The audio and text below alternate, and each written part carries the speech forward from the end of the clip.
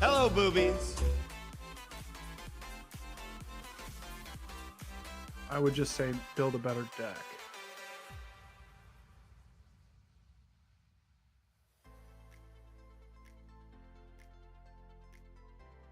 Get the fuck out.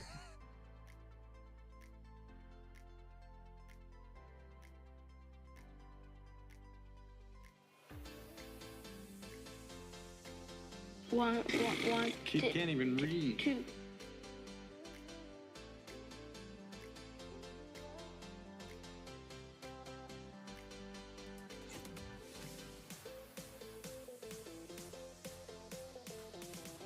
A wizard is never late, nor is he early. He arrives precisely when he means to.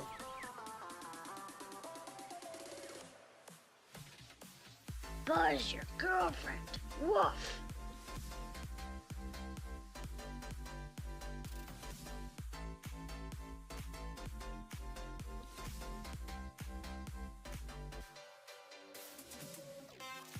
Wow.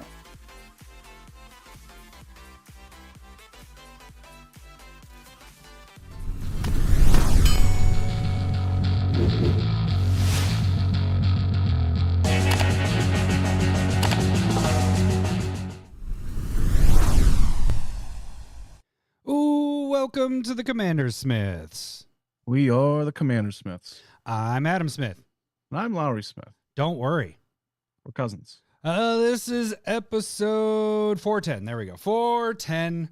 Your screen looks so like foggy, doesn't it? That's what I was thinking. I could see the confused look in your eyes. You're like, oh, there's the Urzas for life right away. Boom. Let's see. All right, Tad. But now Tad can go to bed without you complaining. Get the fuck out. That better? I think so. Not really. A little bit, maybe. Yeah, there. Did There it we look go. like this when we were talking? No, I don't think so.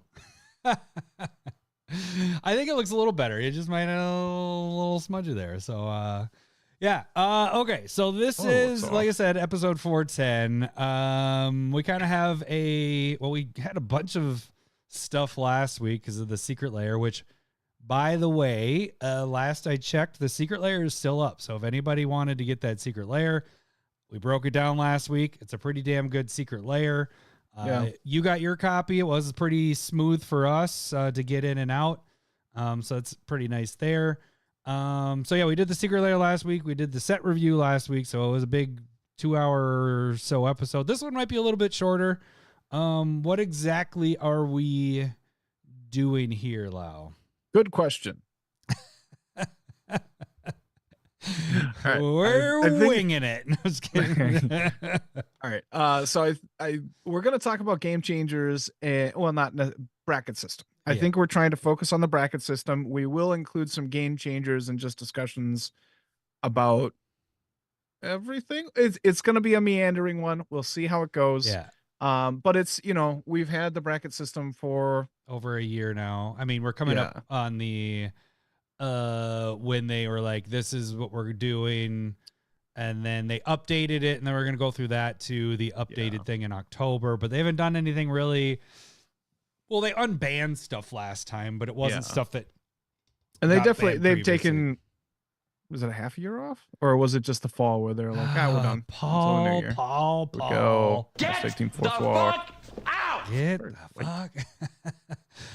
Yeah. So yeah, we're gonna kind of. I don't think when they in October we didn't really talk about it much because they unbanned stuff, or maybe we did. I don't remember, but we know that they did say they weren't gonna do anything with the ban list again until the new year, 2026. We're now in that.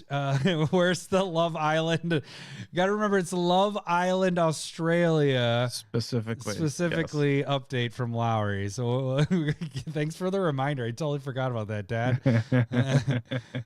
For those that I don't need to update you, Tad. I know you're watching it now. Oh, I got my wife started it, like, just because you were talking about it. You, if you're in the Discord, you could see pictures that we posted this weekend. So we're gonna sidetrack for a second. It was my son's. We did kind of like an impromptu, like, hey, we're gonna go skating. You guys want to come with? And so Lowry and Tad and his kids and all another Chris, get the fuck out. Get the fuck Out! Teacher Daddy Lowry who came there, and we did some roller skating and rollerblading and all that. And then we get back to my house and we had pizza. And I don't know why you brought up Love Island Australia. Well, because you were saying that you guys watch it, and I was like, what? Yeah. Yeah, you brought attention to it because you were like saying, "Oh, do you watch this great show or this great show?" And you were just going off on Apple TV shows, and I was On, like, like, "No, great we shows. we don't have it." And I had to just keep on repeating myself, "We don't have it. No, we don't have Apple TV." And I was like, I watch Love Island Australia with the wife, for like a half hour. She goes to bed, and then I go and play Magic cards. So just a little bit of time to spend together. Just tonight, just to give you, like, paint the picture for you guys. Me, Tad, Lowry sitting and talking boys stuff, boys, girls over the girls table. And then Lowry brings up Love Island, Australia. Girls' attention turns. And then Lowry leaves us to go talk to the girls about Love Island. Yep. Started showing pictures, and he's No, giving I was just showing that video of the one of dude the one that was guy super weird. who looks like Chet. He's so funny. Yeah, he looks like... But he was only on there for a couple Shrinking. episodes, Shrinking is being released in 2 days. Good call, Tad. That's how it started. There we go. Yeah. Because then it just, you were over there for a little bit. And it was just like, all right, we're going to take a bunch of pictures of Lowry just giving theories. I don't know if you do theories. No, I was just showing a video of the dude named Tommy. Sure. He eats raw eggs. He's the character. Bowl cut. He looked like Chet. He does look like Chet. If you know the short videos of Chet. Yep. Immediately when I saw him, I was like, I don't even think I can act like that. I'd have to like. It's almost like dude from Office Space. Like, have you seen my stapler? Kind of. That's a good point, but it doesn't look like. No, him. It doesn't look like him. He just has. So, but it's like Will from Stranger Things haircut, so the bowl cut. No, and then a mullet in the back. Yes. Yeah. Okay, So it's a bowl cut all the way to the ears, and then a mullet in the back. But it's like a choppy. Yeah. Everything's choppy. Yeah, it's like stylized. perfect He did length. it on purpose, for sure.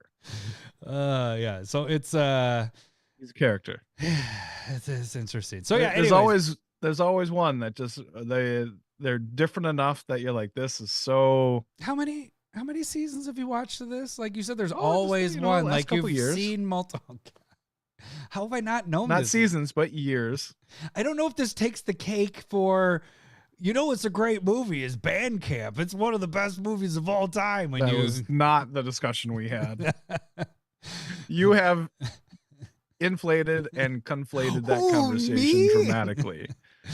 You were back- like, do you know what movie sucks?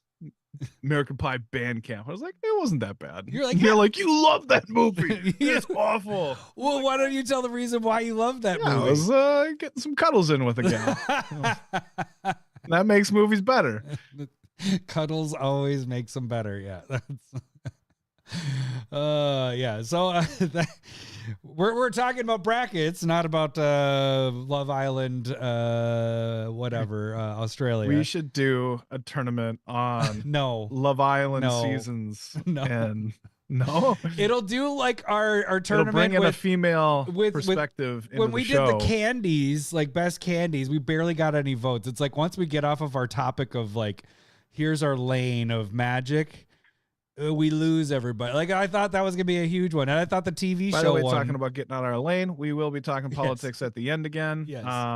As you guys know, we did Minneapolis. We got over the weekend, and it was rough. And so we are going to touch on that, but we're going to wait until the end. So, the people that have clicked on this to see it, or if you guys are following, you can get your content of, whatever, let your brain check out of reality for a bit. And then at the end, if you don't want to listen to that, boom, jump off. That's fine. So we're totally, but we do need to feel like we should talk about it because it is Right. here. It is with everybody. It doesn't matter if it's whatever, but we'll get into that later. So, but yeah, so we're going to be doing the bracket breakdown, just kind of the building. This will be interesting because we both have different styles. And if you guys watch our videos, we both have different styles of how we build decks. Now we do things that are very similar in what we don't include and do include and what we are trying to Right. do, but we are very different. Like for how similar of what our rules are, our decks have different flows. And I guess it's kind of nice. I did ask Mark that one after the Avatar pre-release, and I was like, hey, what's the difference? Like, can you tell if you're playing an Adam deck and a Lowry deck? And I might have mentioned this before, but there is, he can tell which one's which with everything. He's like, Adam's is good and Lowry's is terrible. That just tells you how good he is at playing, because he wins with my decks. He wins with both of our decks all the time. He wins with all of the decks. No, but if I remember right, it was more of like, I could tell yours is like, there's a lot of things always happening. There's always, it's a lot of ramp, a lot of things happening to build to this thing. Whereas mine's kind of like a slow, like he's not sure where this is going. And then all of a sudden he could tell like the path. It's like it's building on itself. Yeah. I think I have mentioned this on the cast. So, so that's kind of an interesting thought. And then we're going to talk about a little bit about, like Larry said, the game changer stuff. So, really quick, let's just get the tags out of the way just so we can kind of get into the topic. I do want to congratulate ourselves a little bit. We did hit 3,000 subs. Oh, good for you. Over the weekend. So thank you guys. We also got an email from YouTube saying we hit 100 subs. And we don't understand that one. I liked your theories. You're like, does that mean that we have 2,900 bots or whatever? Right, I think that's and then YouTube just recognized that we have 100 actual people on YouTube. Glad we've been working at this for coming up on 9 years. Oh shit. When is our 9 year? Oh, we're 8 years. Is that coming up on 8 years? I thought we were already in our 8 years. No, my son is 8 and we started after him. Okay. And that's our 420 episode? No. That's our That's February. When's our 8 years? 52 or 52 times. What is this? 410? Yeah. 50, 100, 200, 300, 400, 2, 4, 6, 8, 10, 12, 14, 16. So we got to get to 416. Right? Did I do it? Sure. Yeah, a week and a half. So that's putting us beginning of March now. We missed a week. Yeah. Shit. We missed a week in 8 years. Oh, well, we missed a couple this year. We actually took some off. We were finally taking breaks a little bit. But yeah, so we started like mid-February. Yeah, something like that. So we're coming up on when we actually started. Yeah. I remember it because I was going snowboarding up in Canada and the whole fucking episode deleted. So we had to redo the very first episode again. So yeah. Anyways, really quick, you guys can support the CommanderSmiths. The free way to do it is become one of our 3,000 plus subs. That's the free way. You can financially do it. You can donate on the live cast. We'll get back to Malort stuff. I can't drink for a little bit because I have a big gout flare going right now. It's really fun. My knees all bulged out. So I am not drinking tonight. I am drinking an ice drink, which is whatever, and water. Lowry told me to drink lots of water because that helps. Lots of water, like just piss and clear. Yeah. Have to be. Yeah. So, but that is one of the financial ways to support it. Another way is you can join the Discord. $1 a month gets you in the Discord, and that gets you chatting, gets you hanging out, kind of seeing what's going on there, chatting with other people, bitching about the world. That's also a big one when this weekend was going. That was like the only channel that was being talked on this weekend. But yeah, you get like-minded people with Commander stuff and all that. And then you also find out like if something's delayed or whatever. That's just our way of doing stuff. We don't have Twitter. We don't have Blue Sky. We do communicate on YouTube. So if you don't want to join the Discord, you can send us messages on the YouTube videos, and we will try to contact you back there. But $5 or more gets you proxies each month if you so choose. I don't have one in front of me. I'm not going to grab it right now, but each month we do a couple new ones, and there's over 450 ones you can choose from. So we kind of give back. If you guys not only just join in the Discord, but also you get a little perk in there as well. So the other financial way to support us is you can buy some of our merch, like Lowry's cup that he just drank out of a little bit ago. We have the Yeti cups that fit 2 nice beers in there. They're 32 ounces, and we also have some metal tokens. It's on my eBay link that is in the description below. If you need to get a hold of us besides in the Discord or on YouTube, you can email us at CommanderSmiths@gmail.com. Okay. Let's get into the episode. I'm just going to kind of jump up over here. I'm going to bring down the music. music a little bit there. Okay. So Lowry, lead us into this. I don't know how we want to start, because I know we'll just start talking. That's all. And it'll be folks. fine. All right. I just need to okay. know where we're going with all this, where we want to start, how we want to do this. Okay, so like kind of coming out and been working with the bracket system for a little over a year at this point, like you were saying. And I think we're just kind of looking to visit it and see what's going on. Like, and my understanding for you is you pay no attention to it whatsoever. Right. Like you don't care. Nope. And I do. I try and hit like a bracket 3. Oh, good for I don't know you. if that's I don't agree with that button right there. And so like for me, or just us with our rules already takes out combos. And so like I know that I'm a weak 3 just because there is no real combo in the decks. I think you're prettier than a 3, Lowry. But a 3, if there's only 5, well, I'm pretty mid. Looks wise, I would say. I was talking a 10 scale. Oh, but that's not the scale that we're doing I- here. Because then we'd go power level 7. And I'm a low 7. I'm a weak 7, strong 6. And so, but like, that's a little bit of what I was thinking is like, I know, there are some things like with combo that we don't do. So it doesn't really apply to us. Because once you have one combo, you are an automatic bracket 3. And so, and I would say that we're fairly optimized when it comes to like our curves and everything and how smooth things go. Yeah. But I don't think that's because we don't have the amount of game changers, or I don't have the amount of game changers. I am okay saying like, yeah, I'm not really a bracket 4. And I would not consider my stuff a 4, even though, I've seen comments of people going like, hey, dual lands in bracket 3 and under ain't cool. And I'm like, I think bracket 3 is probably a little bit stronger than some people expect it to be. Because it's not, it's not chair tribal decks. That's for bracket 1. 2 is a recon and 3 is upgraded. Like, and maybe duels and fetches shouldn't be in 3, but that's not being addressed at all either. No, that's not even in there at all with the dual stuff. I Right. think that's just and personal. so like I'd have to think about that conversation, but I don't, even with years ago at this point, but what are the big guys? What are their names? The big Josh guys? Lee Kwai and Jimmy. Oh yeah. Jimmy, what? I got Josh in there. Jimmy and Josh. Game That's Nights like guys. Yeah. There we go. Command Command Zone. Zone. Got it. Yeah. Um, I thought you just wanted their actual names. no. But like they kind of were talking about like the price for a dual land is not worth the percentage of wins that you're going to get out of it. So like, yes, it is the best thing to go and kind of fetch, and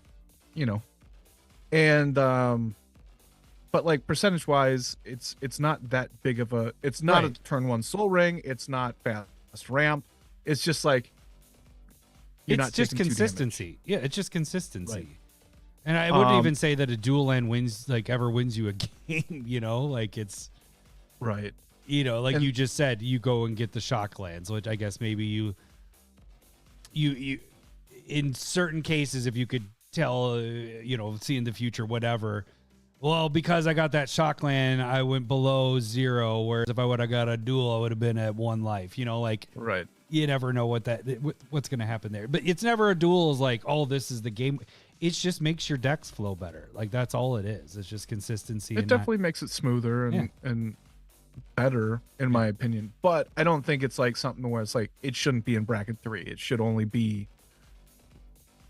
I think it's probably frustrating for a budget level. Yeah. Like, I think we have brought that up in the past, as in like, should there be a monetary value placed on a bracket system as well? Like, even if you're not running things, like there are cards that are powerful enough to be a game changer, but they are not played enough because they're reserve list. They're hardly out there. They're $1,000+ card. Right. You know, like there's multiple reasons there. And if you have a ton of money to spend on it, that puts you in a different spot, and probably a little bit like dual lands in that regard. But again, we don't play combo, so like we're not going to win out of nowhere in bracket 3, and that's so I feel like it's a really good spot to be, and it doesn't feel where I do have something like dual lands and fetches and a good mana base running all that, so that I'm not just dropping the same card after same card after same card, because that is a little bit of what game changers are, right? They're staples. Right. They're And if almost you pack a deck full of game changers and every one of your decks have a bunch of game changers, you're going to be running a bunch of the same cards and same feel of decks and stuff like that. So that in itself is why I make sure that I'm not playing more than the 3 game changers that bracket 3 is looking for. Here's a question with the brackets. Does it does matter, but not for us, I guess. But like, I guess for the rating system, all that matters to me is the game changers. And that's why when we kind of were discussing this, I went through all my decks and went over the game changer cards, because we don't do the tutors, we don't do the counter spells and stuff like that. So it's like, that part has never mattered to me. It's always just like game changer. And like you said, game changers don't matter to me either. It's just more of the ban list. Like that's kind of all I go off of. Sure. But it was a good thing to do, is to go over and see how many I'm actually using. Because what do we got? How many game changers do they say in each? So we got game changers. Okay, so bracket 3 is... then Cole jumps in with the Team Forest Walk. You guys are just making me work here. So like bracket 1 and 2 have no game changers. Bracket 3 has 3, and then 4 and 5 are over 3. Here's the funny thing. Like, if you just go off of game changers, like Magda has 0, Mothman has 0, and Hackball have 0 game changers. Those are my 3 that have 0 game changers. That's bonkers. Those are all quite good decks. Those are decks that are at least a 3, but according to this rate, and that's where it's like, if you just go off of game changers, I don't think that works very well. So you have no combo, you have no game changers. I don't have counter spells, I don't have tutors, and you'd be Magda's the deck that's a tutor. Yeah, it is a tutor.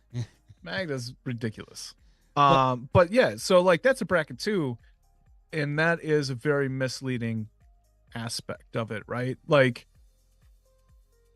I don't think there's anything that we build just the way that we build can be a bracket 2. Like, if you said this is a bracket 2, I'd be like, you're a fucking liar.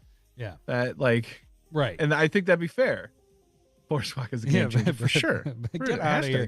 Get out of here, Paul. Forest Walk is a game changer. And so, and like, even with everything that I said, like, and we don't do the combos, we don't do the counter spells, like, we could potentially be bracket 4, other than the thing at the bottom that I think we both just realized before the podcast, where it says, bracket 3 is looking for at least 6 turns. Bracket 4 and more is like turn 4. And where our games would be, I don't think there's any way that we can win at a turn 4. No, we're typically a 6 or... Right, a 6+. Yep. We can if we are super lucky and nobody does anything. Right.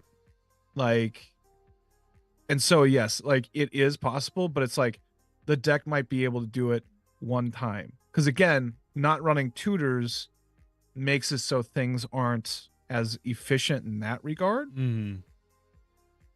So bracket 5.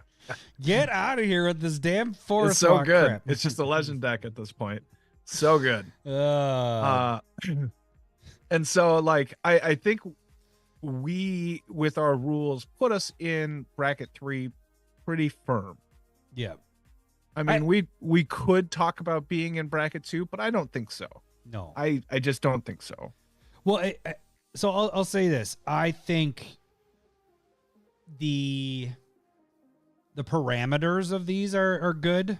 And again, this is not new. Obviously, we're just kind of the reason why we're going over is like it's been here for a year, and now we're kind of like discussing how this is. So it's not like obviously we've gone through this before, but I think the parameters are good where it's saying the tutors and the counters and whatever. But I think what the more important thing is, in my opinion at least, is where your deck wins. I think that is where you should be starting when talking about your decks. And then game changers, I think, is second important. And then the tutors and the counters is the least important when you're determining which bracket.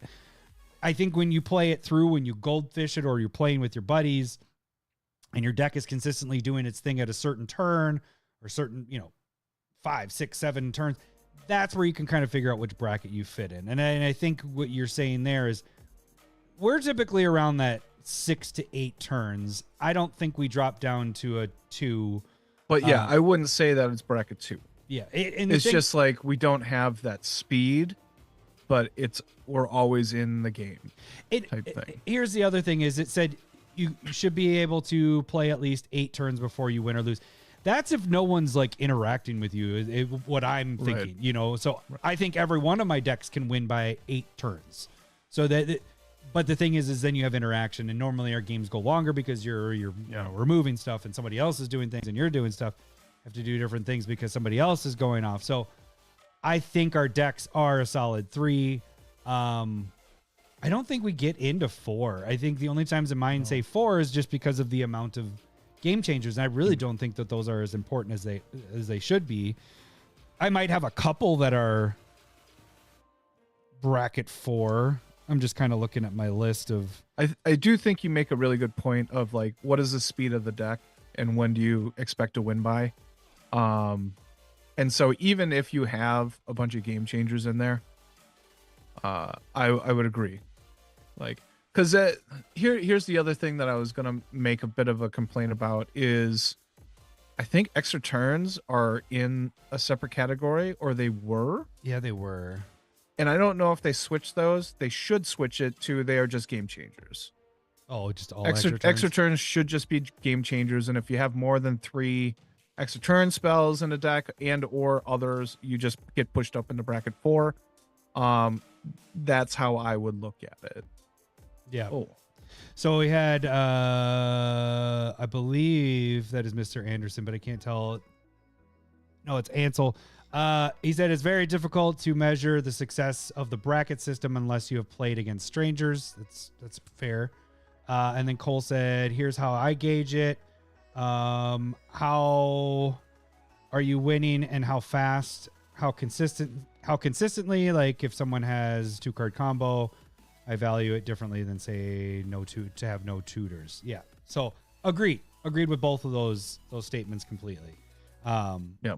And that's why I think it's very important that people goldfish you. I mean, not only for the deck building purposes, but goldfishing helps you really understand how strong the deck is. I can tell when I'm running through my deck, a new deck over and over and over again, and it's consistently by turn 5 or 6, and I'm like, this deck's, if no one interacts with me here and I'm not interacting with anybody else, it's over. So I know that one's a powerful one. If I know that it's a little more clunky, it might take like turn 8, turn 9 consistently, then I'm like, okay, this one's more casual. I can fit these in these kind of games. So I have in my head, because I've goldfished them so much, when I get in a group, okay, we're seeing some more high powerful commanders, more powerful stuff. I should play this deck, or this deck won't really compete or whatever. So goldfishing is very important. Like, it is. We've been really doing it since we were kids, where we play our own decks against each other and cheat for one deck over the other because we like the new deck over this one. I mean, that's what I did, because I'm like, well, this is my new deck. I won't attack this because, I'm going to make an excuse for it. But I think goldfishing is very important, especially trying to figure out where your play style, or where your level is. Yeah. So I wanted to say there was, so I have 2 decks. No, I have 3 decks that are 4 game changers. So one of them's good. Like, it's a good deck. That's my will deck. And that one I can see being in a higher. Good for you. But also your what's the other the pain one? Yours is really good. That one's what is that That's one? bracket 3, baby. But yeah, I would agree. Felothar is also 4, which I don't know if I put that up there, but my Okun and Zender split has 4, and that's just because it's a really slow deck, and I have to get stuff in there, and it's an older deck, so I do have. Do you remember what? Oh yeah, that is true too. Do you remember which ones are in there? I assume Ristic Study, Jessica's Will. Can you guess it? Jessica's Will is that in there? Yeah, Jessica's. Okay.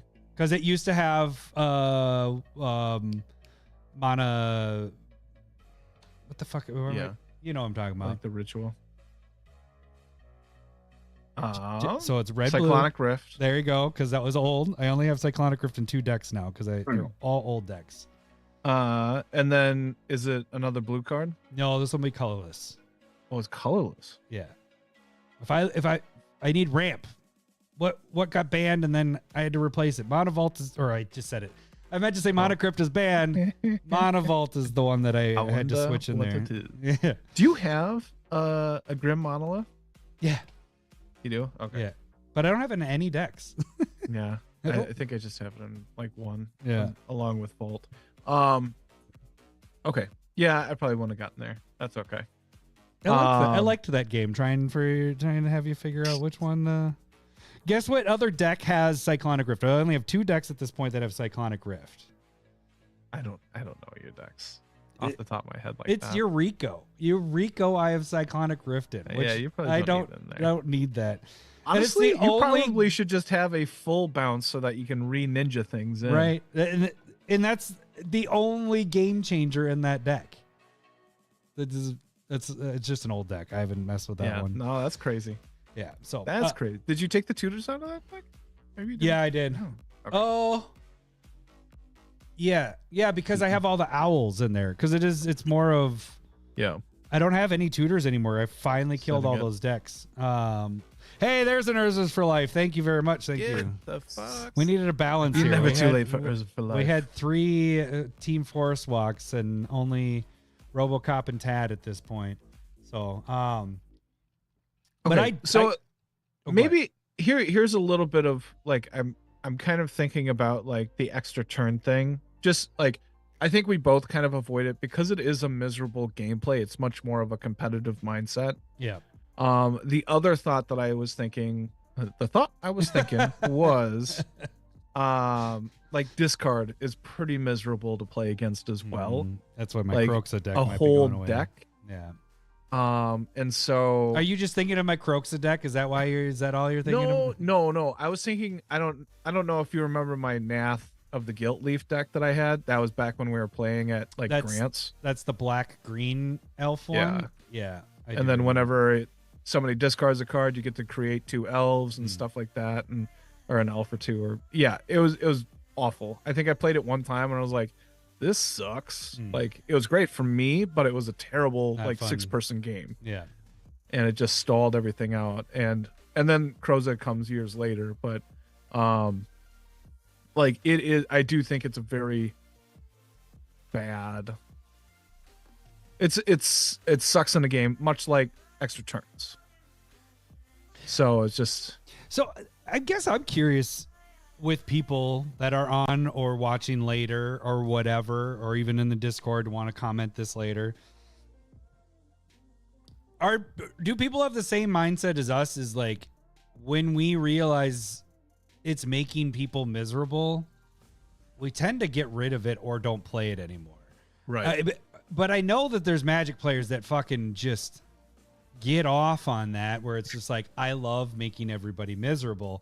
I'm not talking the like Tad's Deadpool deck. Like I think that's a unique deck. I think it's fun. I think that's fine. Yeah, I think it's fun to play. But I don't think it's a very different style of deck. You have to plan around that. But like the decks that you just look and people are not having fun, we pretty much kill those or don't ever play them again right away. Yeah. Yep.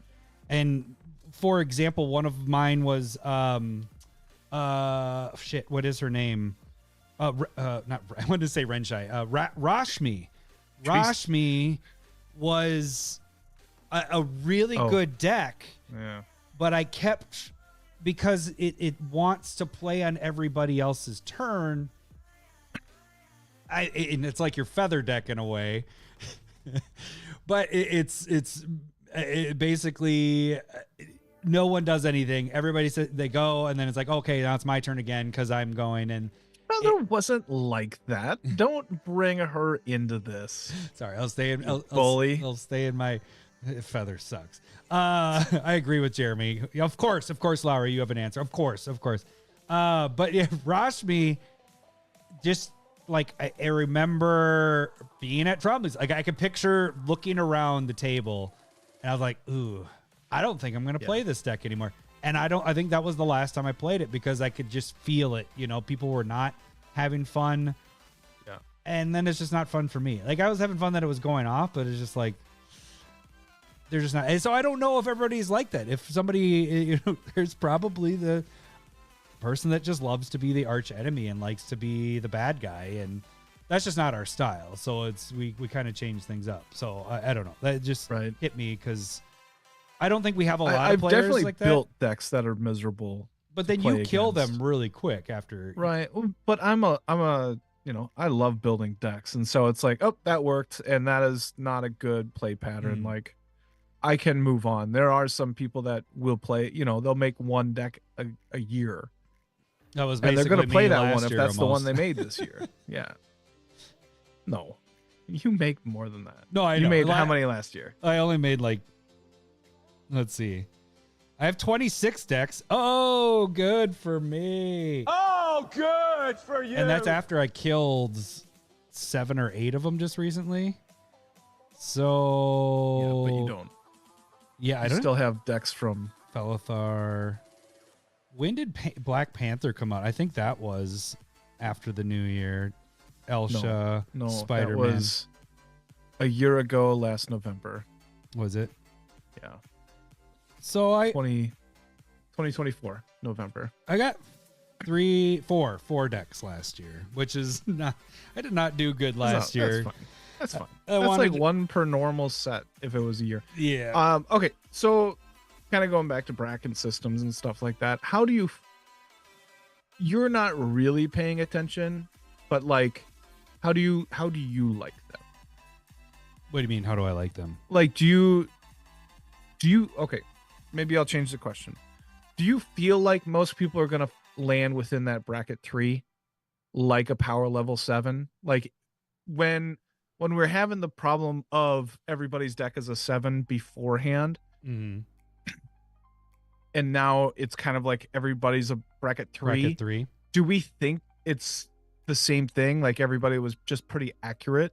There's maybe a little bit more definition to it, but most people did land within that 7 Right. power range. And then there were just people that didn't know what they were doing. So I think that the bracket system, and I know we've said this probably before, I think what this helps most with is LGS stuff, playing with strangers and doing that kind of thing. Like just to be able to be on the same page. As far as this is why I don't pay attention to it at all.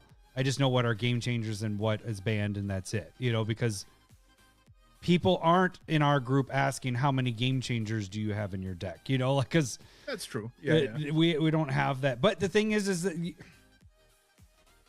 you just have to be conscious of what, and that's kind of why I brought up the whole thing. When you realize that no one's having fun at the table, you have to be conscious of what you're doing. Like if you continuously and this helped me a lot to be able to look and see how many times I'm using a certain card. And, we've had this talk, especially lately, moved away from the Cyclonic Rifts. And I know Craterhoof is not on the game changer, but it could be. I mean, that's a game winner right there. Wait, what is it? Craterhoof. Like they could easily be on this list. But we moved away Here's from another risk. thing that I'll let you finish. Oh, no, sorry. no, go ahead. Do you think they should have a game winners list? Because that is not a game changer for them. That is a closeout card, Right. which they don't want to consider a game changer. I don't think we need to add more lists.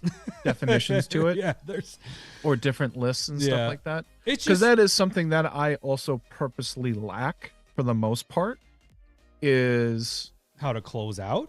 yeah. I don't add in cards like Crater Hoof. I don't add in those kind of cards. I just expect I'm okay petering out at the end, and or just things are working and it's fine.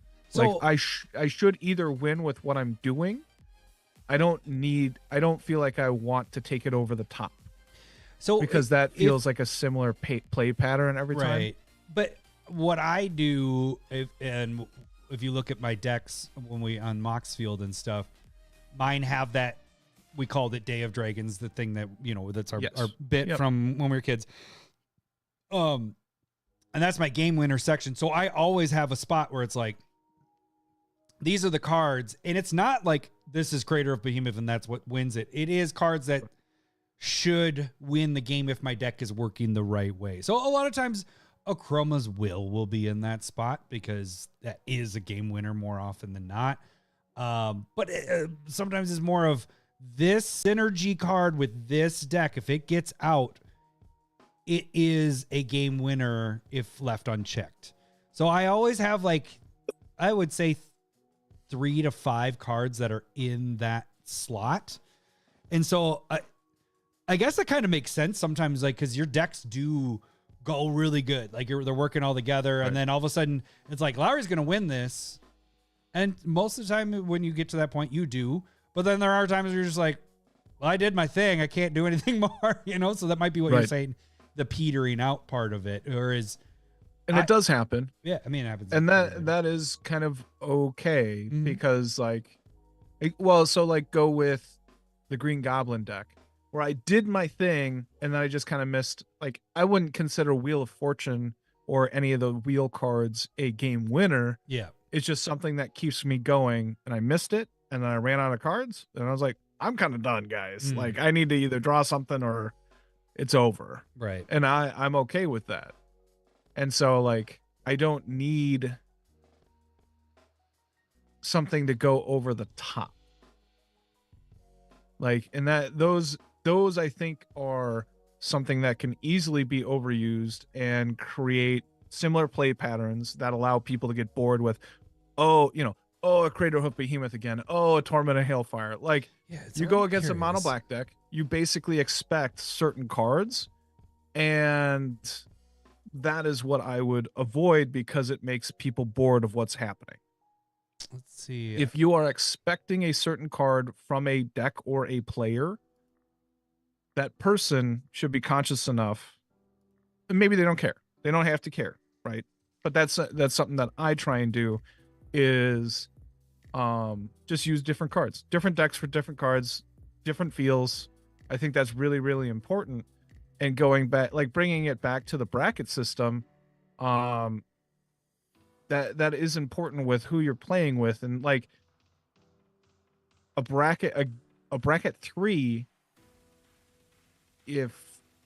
Sorry, I'm distracting you with we're just talking, like I'm talking a little bit of just like how to make the game enjoyable, and it is going to be different for everybody. You know, bracket 4 and 5 or more. You know, there are some people in the Discord that enjoy that, like RoboCop, Renshy, and stuff like that. Like they like to veer into the CEDH lane a lot more. That's not something that we're really into.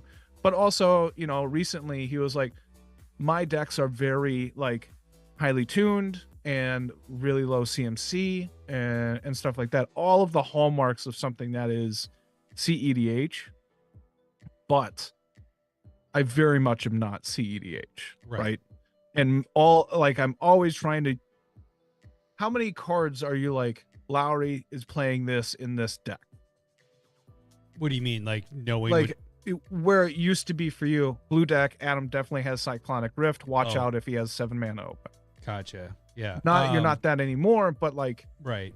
Is there any time in the last, like in the podcast time, where you can just be like, oh, Lowry has this in this deck? Not necessarily. No, I mean, when you had red, you loved your Brash Taunter for a long time there, but I did. Yep. But that's not something anybody sit down and be like, oh, fucking Brash Taunter's out again. Right. Exactly.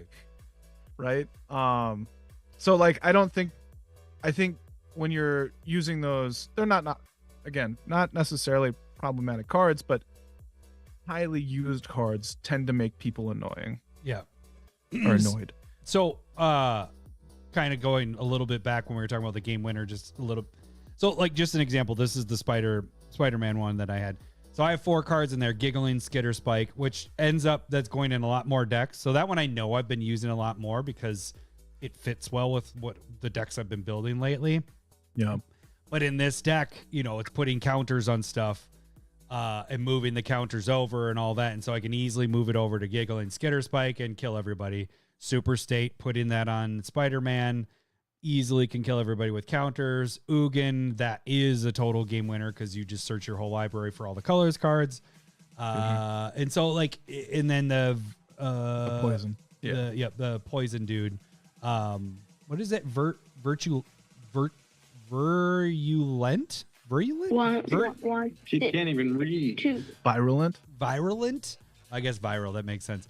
I think when I said this card before, you had to correct me on that, but the silencer. But anyways, so all these are like, it's not like your typical, like, well, it's a Crater Hoof or whatever going in the deck. These are just ones that I'm like, these ones in this deck have the potential to win the game on their own with whatever's going on in the deck. So that's what I guess what I mean when I'm talking about my game winner stuff.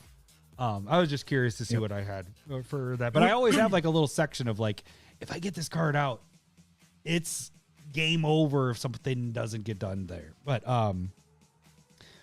where was I? I think those are good things. Like you should have some powerful cards that should put over. And you probably your deck. have that in your decks. You just probably don't do. label them as that, you know? Right. Like it's you just have it as your bunch of this is this and this pile and this, and, you know. If it's working, it's working. Yeah. And that's kind of a little bit of how I looked at those kind of cards, other than maybe like the Aura Super. Oh, whatever. you know what? You were asking me about what cards when I think of you. If you're in a green deck, I know that you have Sylvan Library. Yes. Yep. That's I can one thing very that, much agree with that. that I know that, like, because that's been forever, you know, like since before I was even playing with Sylvan Library. It was like, boom. And another one would be like Top. Yep. Like Top. that's something but that that's I'll something definitely play. Yeah. Almost every one of our decks has a top in it. So, yeah. And I don't think there's anybody that would ever.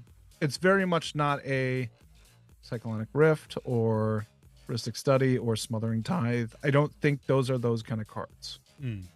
But yes, I would agree with that. That's a really good point. I can go over. Can I just hit up some of these, the ones that I'm not going over all my decks, but I do have my percentages of stuff. So it was kind of interesting to see. So what would you think is I have 2 cards that are the most used. They're in 31% of all my decks. So I have 26 decks. They're in 8 of my decks. 2 cards. One should be For fairly game changers. Yeah. One should be fairly easy. The other one, if you think about what has happened. Jessica's Will, because it's red. Yeah. And you only build red decks. That is not you douche canoe. No, that's because Jessica's Will got put in because we lost some cards, and that was my way of making up for it when we lost. I agree. Yeah. What would be the other one? Is it also red? No, it is not. It is not. It's one that we don't think should be a game changer. I'll give you that hint. We've talked about it. Oh, Teferi's Protection. Yes. So Teferi's Protection and Jessica's Will. Yeah. So then, surprisingly, well, no, Gaia's Cradle's in 19% of my deck. So 5 of my decks have that. Ancient Tomb is also 19% of the decks. I use a bunch of Ancient Tomb. Yep. So I have 5 of that. And that that got recently too because of the ban stuff. Yeah. And then Smothering Tithe is in 19%. Other than that, everything else is like 3 or less. So like the One Ring, Aura Shards I've been using a little bit more lately. I know it's a dick card, but I've been using that a little bit more lately. And then everything else is Seedborn's in 2 decks. Monovault is in 2 decks. I'm a sucker for Seedborn Muse. Yeah, you do like that's one that I use a lot of. And then the things the weird thing is like Heuristic Studies in 2 decks, but that's in Yarok, which it's been years since I played Yarok. It's been a long time. and the Okun and Zender split. So Ristic, really, I don't count that one. Same with Cyclonic. I do have a Mox Diamond, but that fits in with the theme of Croxa. And then Bolus's Citadel also fits in the theme. What is in Bolus's Citadel? Where is that? Bolus is in braids. So that one's about sacrificing, and it's only black. That's why that one's there too. Yeah. And then Sarah's Sanctum is in my enchantment Tom Bombadil deck. So yeah, that makes sense. Yeah. So like I was actually surprised. Oh, I said the One Ring, right? I thought I had more the One Ring in decks, and it's only in 3. I thought I had Teferi in every single white deck, and it's in 8. So I was actually. How many white decks you got? I don't know. I like white. So there's a lot of white decks. Maybe it is in every single one of them. I don't know. Maybe I do have 8 of them. And then really quick with the percentages, 12% of all my decks, 3 decks have 0 game changers. 1 game changer. That's impressive. 9 decks have 1 game changer, so 35%. 5 have 2 game changers. 6 have 3, and then 4 have 4, or 3 decks have 4 game changers in it. So I have nothing over 4. That's my max, and it's just kind of funny because I'd say one of them's really good, and the one's medium, and the other one's bad. It's just clunky. Right. And so essentially what you're doing is naturally like leveling things out a little bit. Like, oh, this deck needs a little bit more. Right, so you switch in something that you know is good. Right. Exactly. And you know what? And so really a little bit, you're kind of just trying to power up a bad deck and make it work a little bit more. Yeah. Which, that's a little bit of the fault of the bracket system and like Power 7 or whatever. No tutors in 2026. None. Unless you play Magda. Come on. And so, like, I do think that, like, we aim pretty hard for bracket 3 or power level 7. And, like, there is it's just an expectation on how a deck feels when you're playing it and goldfishing it and stuff like that. And so, even though we're talking about, like, we do probably aim for that bracket 3 because of our rules, but at that same time, like, we want it to feel the same, and it's going to be different for both of our decks because of how we play it. And these are some of the things that we've talked about in the past when we're talking about power level is you got to know your deck. Most people aren't Mark and David, like where they can just pick up a fucking deck and beat everybody with it. Like, it's ridiculous. And so know your deck, know the cards that you're doing. When you know the cards that you're going against or playing with, you can just play it more efficiently. And so that is something that I very much advise, as in know your deck. Mr. Whittam said, is everything a 3? Yes, 3 is the new 7. It's pretty much. And then Ansel said, how do you track your decks and collections to retrieve your stats? So I did the hard way. I could have maybe gone on Moxfield and looked. You could have. You're maybe not updated though either. Yeah, and that's the thing. Let's see if I can get my finger right. All these decks on the shelves there, that's the 26 decks. Oh, good for me. Last night I grabbed each one of them and I went through every single one and marked down the game changers, how many there were. So this is all the decks, and on the other side is all the game changers, and then I tally marked it as I went, and then I divided it, because that's how many decks I have. So that's how I did percentage wise for my deck. Is for episode 410? Yeah. Look at this piece of paper. Look how many decks. Right. This is last week's notes. There we go. That's just Hey, that's some notes. That's some good notes. No, that was last week. Yeah, this is this week's. And so I just the other part really quick before we move on. Yeah. If Lowry and we share an account because it's our Commander Smith account, if you have your own account, it'd be easy to look at the stats if you're just doing Moxfield or whatever. So yeah, definitely. And Lowry does it too, because he has to do it for the videos. He puts his decks on, he builds them. That's the cool thing about the videos is Lowry physically builds them. You see them being built. I do all my building online, and then whatever cards I don't have, I order. Lowry has all the physical cards and builds it, but then puts them online so you guys can see them as well. So, and I do like Moxfield, what we use, and that will give you a ton of stats. It tells you want to pull up a deck, and we can run around on Moxfield. Do you want to go free advertisement? Let's go on one of Lowry's decks. Oh, yeah. Oh, that was mine. We can go to Toff. Okay. Boop. And so up there at the top, you can kind of tag stuff. And then if anybody would like to heart my deck, I'd greatly appreciate that. Heart. But also I can't heart up there, you see that? No. Up. There is that little circle down low in the tags and whatnot. Go to the left. I guess maybe you're right. Nope. You see all those little tags, +1 counters, commander, casual. Yeah. See that little dot in the middle there? This little guy? That. Yeah, that should tell us all the bracket information right there. Look at you. I didn't even know all this stuff. Yeah, so that's how I check. It'll tell me that I have 3 game changers in there. And so I took out like crop rotation because you can sacrifice an artifact that's a land and Toff and go get a land, like Field of the Dead. we heart Lao. But then, then it kind of tells you if you got a mass land denial card in there, which has been like, oh shit, I guess that does count. I like Guiltleaf Archdruid in my Tavol deck. I didn't even think about that. But to me, those should just be game changers. Mm-hmm.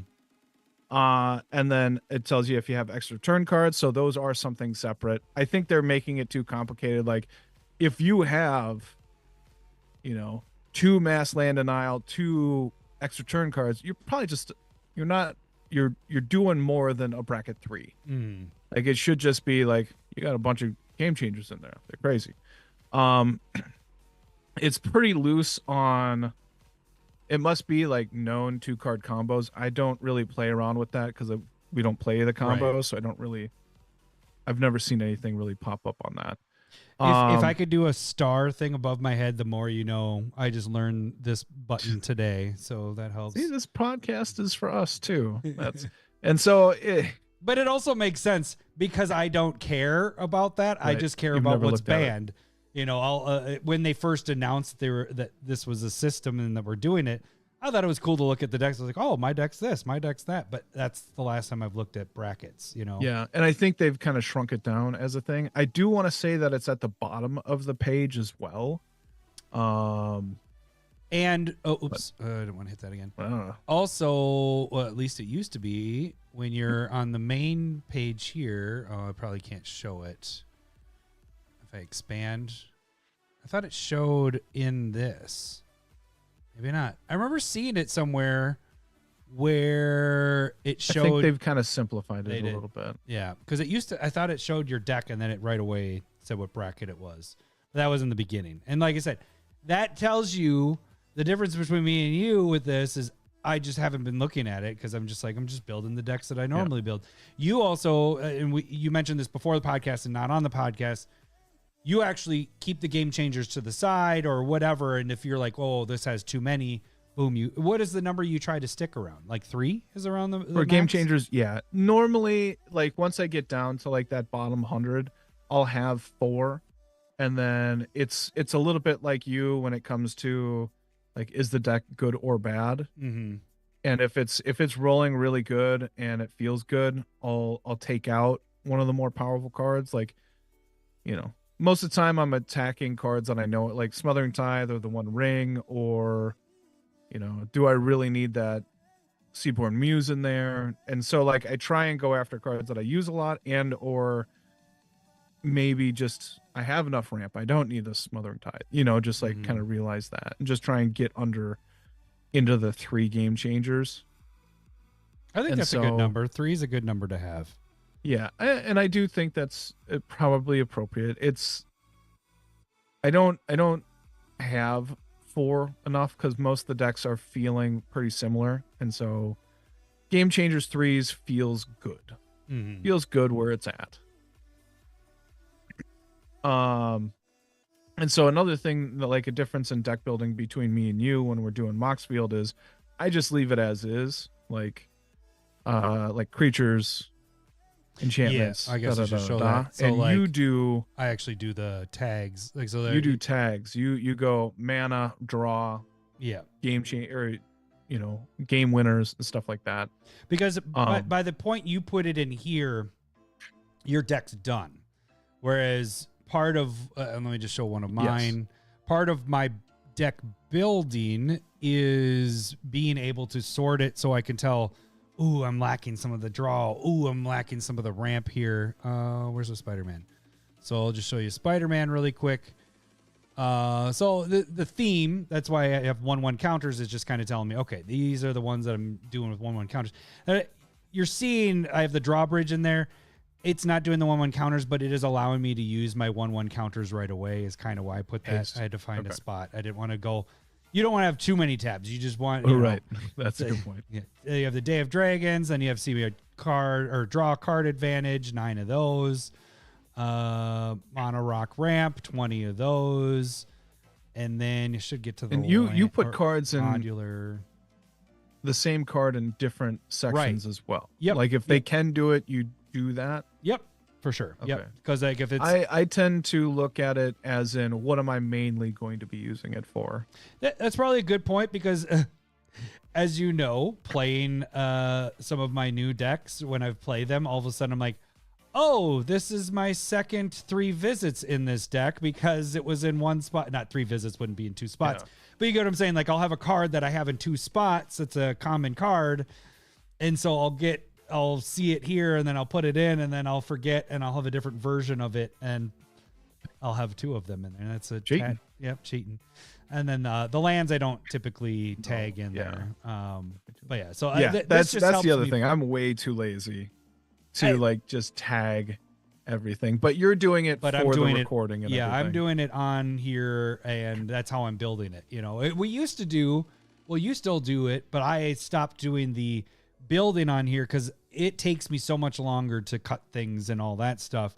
I try to, when I do my videos of the decks, it's done. You know, you will go through the process of the building and all that stuff. And so that's kind of one thing I did clean up a little bit, or not clean up, just got rid of doing. And that's part of, you do that anyways. You're just sitting there messing with your deck. Whereas sometimes I'm like, oh, I have about 15 minutes. Let me see what I'm going to do here. Okay, I can cut these cards out, cut that. So I don't have a chunk of time, like 2 or 3 hours to fit in. So anyways. Yeah.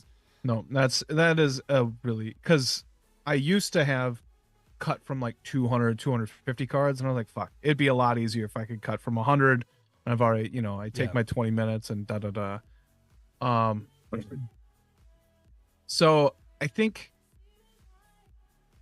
how about this? I don't know if there's anything else you kind of want to say. I hit all my stats. So okay. All right. Yeah, you didn't waste your time. no, I got my stats. Yes. But I think overall I do like where they are with the bracket system. I I agree. like the definitions and everything. I think they could simplify it. Like bracket 4 and 5 there isn't a huge difference there. I think anything when it comes to the, MLD and the extra turns, like I think they're just game changers. I think they're just complicating it. Like I'll just put that in there as a game changer. I agree with what you're saying. I think 4 and 5 should be the same. Because if we get into 4, to me, I mean, I know CDH players are like, no, there's a difference between the two. But to me, if our decks go up to that next level, it's more of adding those counters and the tutors and all that.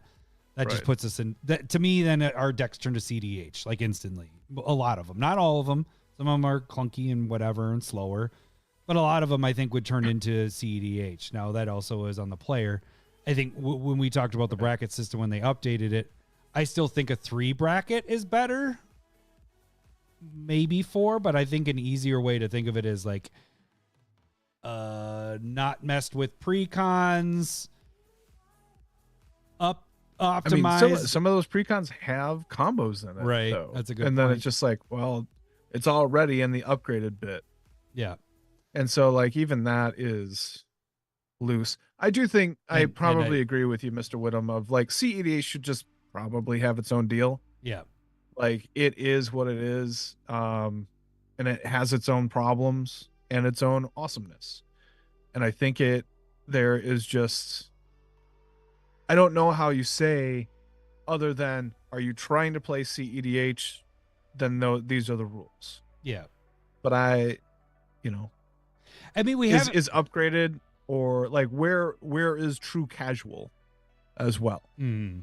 Well, that's the thing is we have all these different rules for different variations of EDH.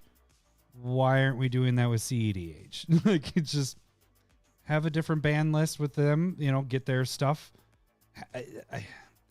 They're just, CEDH is a separate thing. It's like you're either playing CEDH or now we're in a bracket system. Like that's what it is. It's just like they're trying to tag in CEDH at the end of the bracket system, which it doesn't need to be. It just should be CEDH, and I think there is a good point here in the comments too, is just like one is useless as well.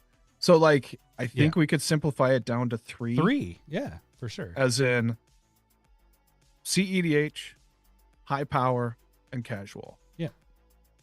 That's like, are you trying to win? Are you not trying to win? Are you trying to win? And are you trying to win as fast as you can? Like that's probably what it should be. And in all honesty, and I'll repeat it again, the best way to determine how the deck is besides CEDH stuff is the turn it can go off. If you're average, that's where you should be basing it on. I don't think you should be basing it. It's a good indicator of using the game changers as a guideline, but I think where your deck goes off is the best way to determine where you stand. That's just because again, Okun and Zender split is not a bracket 4. It's just not. It's clunky. It's the commanders are huge. Yes, if they get out. But the CMC on those are so high, I have to use a bunch of stuff to try to get them out. That's why I have so many game changers in there. It's just not there. And Magda with 0 game changers is not a bracket 1 or 2. Right. It's easily a 3, if not 4. Like it's. Do you think some commanders should have their own brackets as well? Like it automatically puts them into a certain spot. Yeah. Because Magda could be one of those for sure. Magda could be, Atraxa always gets that bad rap. Eureka does like too, but like I don't think mine's that way, but there's a lot of command. I feel like Will is that way. Will and Rowan are pretty brutal decks. Most of your decks are. That's you're a problem. Mr. Whittam. Me? Specifically you. Me? Yeah. And probably reiterating game changer list for me is not necessarily a power level deal. It's just like making sure I'm not using the same cards over and over and just packing too much in there that is the same from deck to deck to deck. And so I think it's a good tool in that regard. And that's the big thing with as a player. If you build a lot of decks, if you only have a couple decks, then that's not a big deal with it. But how many? Do you know how many decks you have? You're in the same range as me, right? You're in the 20s probably. Oh, I'm in the you kill 16 to 20 right now. Yeah, you kill so many decks, but you build so many. Right. And I'm only willing to buy so many sleeves. Yeah, and then make the proxies. Oh, I guess the sleeves are the thing. But I mean, being conscious of what you're using a lot and what is being seen, like it just gets boring, and that's part of the reason why we got out of Modern and all that stuff. Is I don't want to see the same game. I don't want to see all the same cards all the time, and that's it takes me longer. I'll admit, like you stopped using Cyclonic Rift before I did, and I was like, oh, I'm still going to use it. And then I'm like, everybody uses Cyclonic. It's more of I start seeing everybody.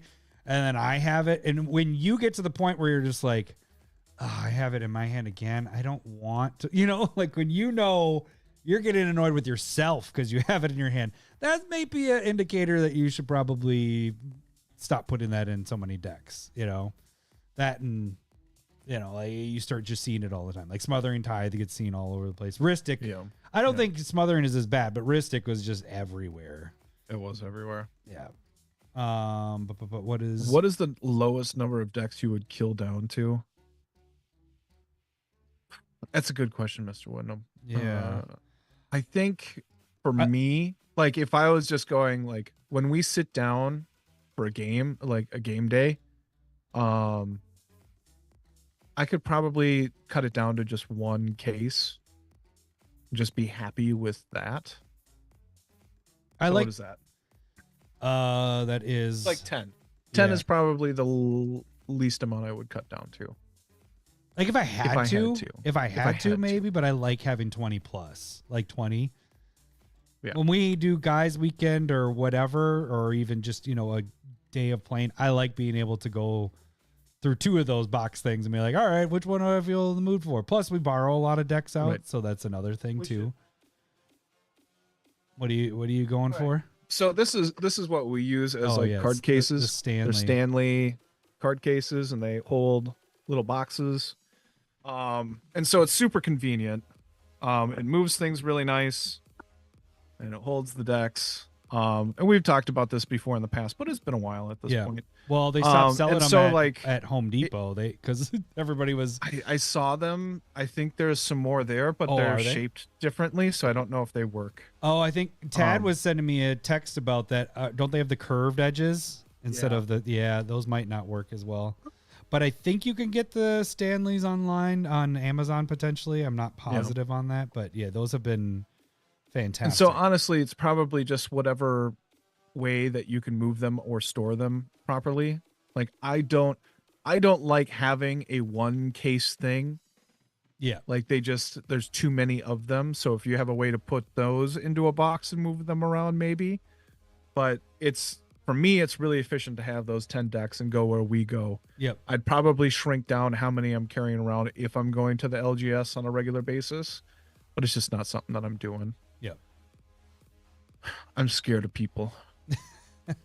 Also, I have kids, and it's really hard to get out. Jesus.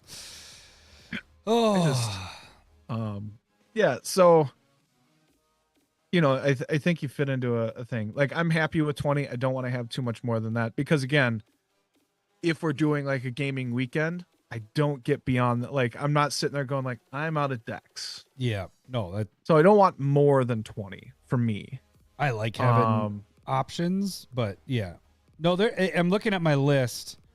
There's probably 1, 2, 3, 4, 5, 6. There might be 7 decks that I could potentially still kill that I don't play or whatever that are old, either pre-podcast or I don't like how they are anymore. But the rest of them, those 19 of them, I like all these decks. These are ones that I like playing, and I don't know. Obviously, over years you kind of grow out of them or things change, but I don't see these moving very much. These other 7, my bottom 7, I can see probably taking apart at some point. But yeah, I like, and that's the thing is when we build decks, we want them to be different from one another, and so these are all different style decks. There was that one point where I had a Mazarek deck and a Gitrog monster deck, and you were the one that brought me to it, and you're like, those two feel very similar. And I was like, it took me a little bit, and I'm like, oh, you're right. I should probably kill one of these decks because they are doing similar things. And so we both, even though it was different and different enough card selection between those two, but it was very much like sacrifice, have something happen, a bunch of triggers happen. Yeah. And then you do it again. Yeah. And that, me pointing it out probably ruined one of them for you. Yeah, for sure. And then RoboCop said CDH 2 max because I want to be very knowledgeable with those and not overextend. EDH between 10 to 15 I'm happy with. That could be a really good point too. Yeah. Like the higher power you have that you're trying to be, the better you need to know your decks and stuff like that. You know exactly what card you need to get in whatever situation. And yeah. Even though I know my decks, I probably don't know them that well either. So, when they first get built, I know my decks really well because I've goldfished them like crazy. But then, between our gameplays, it's like, oh, wait, how does this? What do I need to go get again? So yeah. After 6 months, it's like, I've built 3 other decks. I don't remember. And that's why I do try and standardize like certain things, like how many basic lands or lands in the deck do I have, and those are generally the things of just like, okay, how many forests do I have in this? Do I have 3? Do I have 2? I know I don't have 4. You know what I mean? Unless it's like 2 color. So, knowing it in that regard, sure. Sweet.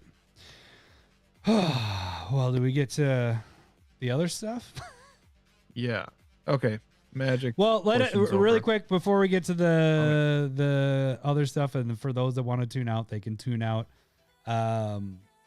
Let us know what you guys do. Like the people that have been commenting, I appreciate all you guys commenting because that was actually very different because we normally, we reference you guys talking, but then actually it was kind of like more of an answering questions or whatever this time. And I dig that. I like that you guys are adding on. But hey, if you guys wanted to do that comments wise later, if you're watching this not live, we definitely will answer if you guys put up comments and all that stuff. So maybe how you do things, where you feel like your bracket system, how many game changers you play with, which ones you typically play with. I'd like to hear all that because the game changer list is big, and there's only a select few. I probably have about 5 or 6 that I typically use, but there's a lot of them that I don't use. So. That's probably what we'll go through next time, like whenever they do a ban list announcement or something. Yeah. Just talk about those cards. All right, let me move off of Magic stuff, and we'll just get to no music and all that fun stuff. So yeah, it happened again. Right. So we're going to talk about the stuff that happened in Minneapolis here over the weekend. And this one was tough, man. This one was... It's just building. Yeah. Right. It feels like there's more and more tension. There's more and more things that are just going wrong. And again, if most people that are on, or if you're just clicking on this and watching, we're from the cities, so that's why we're from Minnesota. We are outskirts, but yeah, we grew up there, in and out in of St. Paul area or around there. So literally this hits home. It's not fun. It's scary. It's sad. This one got me. I mean, not that Renee Good didn't get me, but things started flying Saturday morning. I do my normal, especially right now with doom scrolling. You wake up in the morning, I'm like, oh, how many eBay sales? How many people talked on the Discord? Blah blah blah. And then I jump on Facebook and I jump on Blue Sky, and I'm like, okay, so nothing, whatever. And we went in, and that's when I was actually going to start working on some Magic stuff. And I was like, I'm going to turn the news on. And it was weird because we got a new TV on the main level, so we can actually watch TV now. And Cindy was like, why do you want to turn on? That's weird. You want to watch the news? I was like, I don't know. I just want to see what's going on. And that's when everything was going down. And actually, Cindy had seen it on her phone.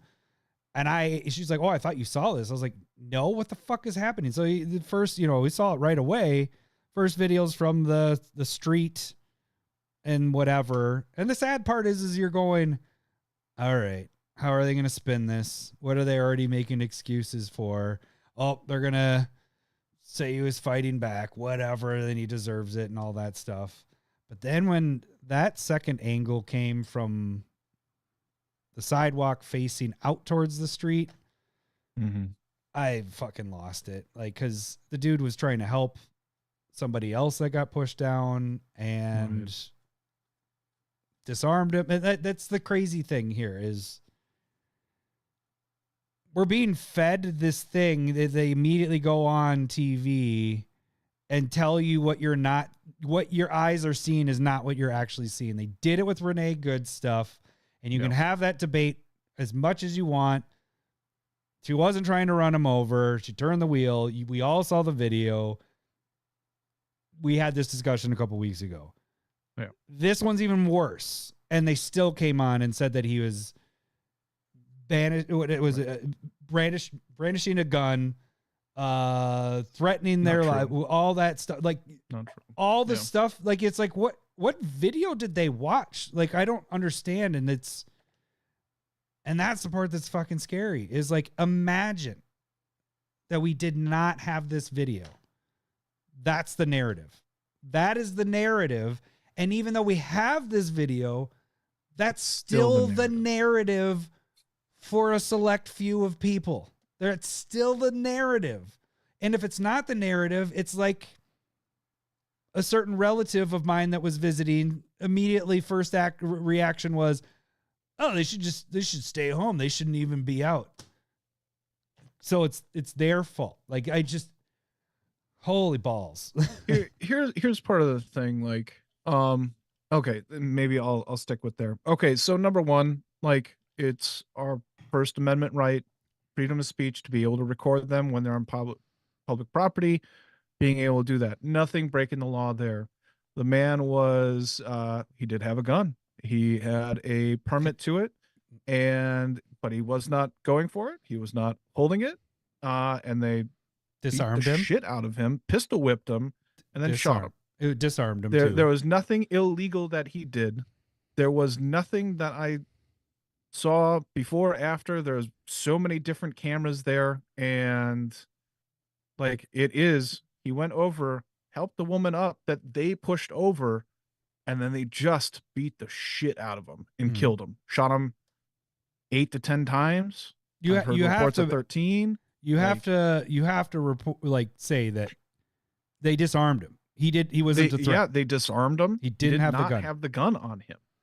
And then they shot him. Not just once. And that's, like, I've been hearing interviews today, because obviously it happened on Saturday. So our local, like, radio stations had police chiefs from St. Cloud or whatever, and interviewing. They're like, this is not what you do. Like, this is not de-escalating. Even if he was trying to reach for a weapon, you are not doing a fatal shot for an unarmed person. And it was not just one shot. It was multiple shots from multiple officers. So, like, that whole thing is tragic. And to me, it looks like it's purposeful escalation. Like, it looked like they targeted him to do that. Yeah, because they pushed the gal down, and he was just trying to help her. He had nothing to do with what was going on. Yeah. Dude's a nurse at the VA, ICU nurse at the VA. I mean, maybe everybody already knows this kind of stuff, but, like, again, the narrative is that he's a domestic terrorist. And that is the line from the uppermost people. Yeah. And the problem is, like, I mean, there's so many problems with everything that's going on with the escalation and the power grab that's happening with ICE and moving on up. But whenever you hear full immunity for any government official, you should be pissed. Mm-hmm. When you have the vice president and the secretary of the Homeland Security saying that is just not okay. And because that is going to give the officers not only more power, but the more to abuse. And that is what we are seeing here. It's not just like, oh, they're just trying to go get the bad guys. No, they're arresting 5-year-old kids at school. They're going in and getting teachers. There is over 1,000 U.S. citizens in detention centers right now. That's not them just getting the bad guys. That is them attacking the people and just going after. We have the police chief of the Brooklyn Center came out and said, we have cops that are off duty that are being arrested, or they're not arrested, but come up at gunpoint saying, show us your papers. They are targeting people of color. That is what's happening. Doesn't matter if you're an American citizen or not. They are just going after and targeting people of color. That's what's happening. Yeah. That is why there's protests. That is why you're videoing. That's why we have to video. That's why we have to be there, because of the lies that we know they're telling. And then, like you said earlier, if we don't record it, then that is a narrative and there's no real way to counter it. And so that's why you have to do these things. Just think of all the other stuff that they say is happening. How can you trust anything if they are just going with this narrative and we see it? We all see what is happening with our own eyes. Like that 5-year-old thing, that was last week. They used the 5-year-old as bait. And now their narrative is that the father left the 5-year-old, so they took him. That is not what happened, because from the teachers, we took him in cuffs. Fucking arrested. The teachers were the ones that reported that they were following the bus to get the kid and then get the dad out of the house. Yeah. They were waiting at children bus stops. I know personal friends of mine, good friends, where they have ICE officers sitting outside the school when they are picking up their children. It's so far. I have tenants that I have to talk to and be like, hey, you need to be super careful. And because they are here legally, they've been here for 20 plus fucking years. Mm-hmm. And they're sitting here being scared. Like, that is unfathomable. And again, I think we talked about this last time. We have 130,000 potential illegal immigrants. It's not a problem. It's not a problem in Maine. Yeah. There isn't some illegal immigrant gangs that are up in Maine. Fucking nobody wants to be in this cold. That's why, like, low numbers of population up here, other than like fucking New York and Chicago. But like, it's what they're saying is they're doing a crackdown on illegal immigration. It ain't here. This isn't where they should be doing surges if that was the truth. It's not the truth. Right. It's just a way of lying. And it is I'm going to say political attacks. 2 things. One, again, let's just keep catching lies. So I just want to point this out to people that if you are still on the fence, which you shouldn't be because they lied to your face and you should be pissed off that they're lying and they continue. Kristi Noem, once again, last week was being interviewed about how many people they're arresting and how many are actually like violent criminals. And while she's being interviewed, I think it was like one of those, the big time ABC or whatever, because then they had her and then Jacob Fry afterwards. So the Minneapolis mayor. She said 70% of them are dangerous criminals that have a record of more than just being here illegally or a parking ticket or a speeding ticket or whatever. 70%. And the gal interviewing right away is like, no, it's 47%. And she's like, no, well, that your numbers are wrong. This is why everything's wrong, because you're reporting wrong. And she's like, we got this from your site. This is your site that has quoted this 47%. Just fucking caught in a lie. Because that's all they do is they just throw out numbers, make them dramatic so that everybody just runs with it. And then you just, I don't understand how we are in this time where lying is okay, because pre-Trump, anybody caught in that kind of lie, they're done. They're out of this. They're in political like anything anymore. People that support Trump, this is a big part of the problem and why people don't like Trump, like myself, as in they don't hold him accountable to anything. He can do whatever he wants and he can get away with it. He said it too. He said, I could kill somebody. It's the fucking Homelander shit from The Boys, which is based off of Trump. Like, if people don't get that, my brother didn't get that. Like, he thought I was full of shit. I was like, no, they base him on fucking Homelander is Trump. That's why he's doing those things. And Trump said it himself. I could shoot somebody on what is 5th Street or whatever, and people still love me. 5th Avenue. 5th Avenue. Yeah, whatever. And it's just, I don't get it. I don't get fucking get it. Just right.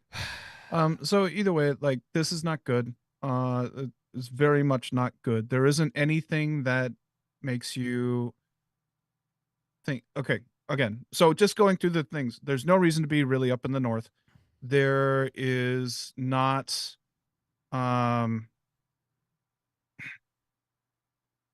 you have the problem of a huge funding thing going on too. So you are talking about, their budget went from 20, was it million or billion? Probably 20 billion a year.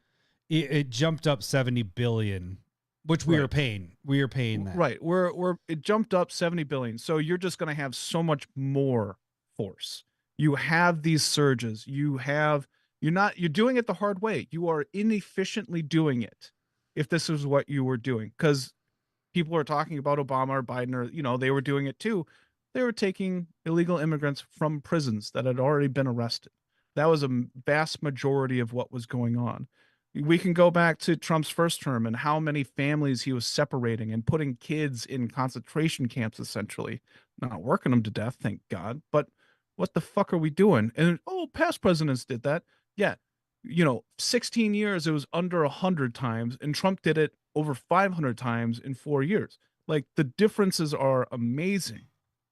It's, we just don't hold Trump accountable because he does everything. Like, a past president did that, a past president did that. And the thing that people don't understand, that it's a conglomeration of everything. Presidents are not perfect, and they're not good.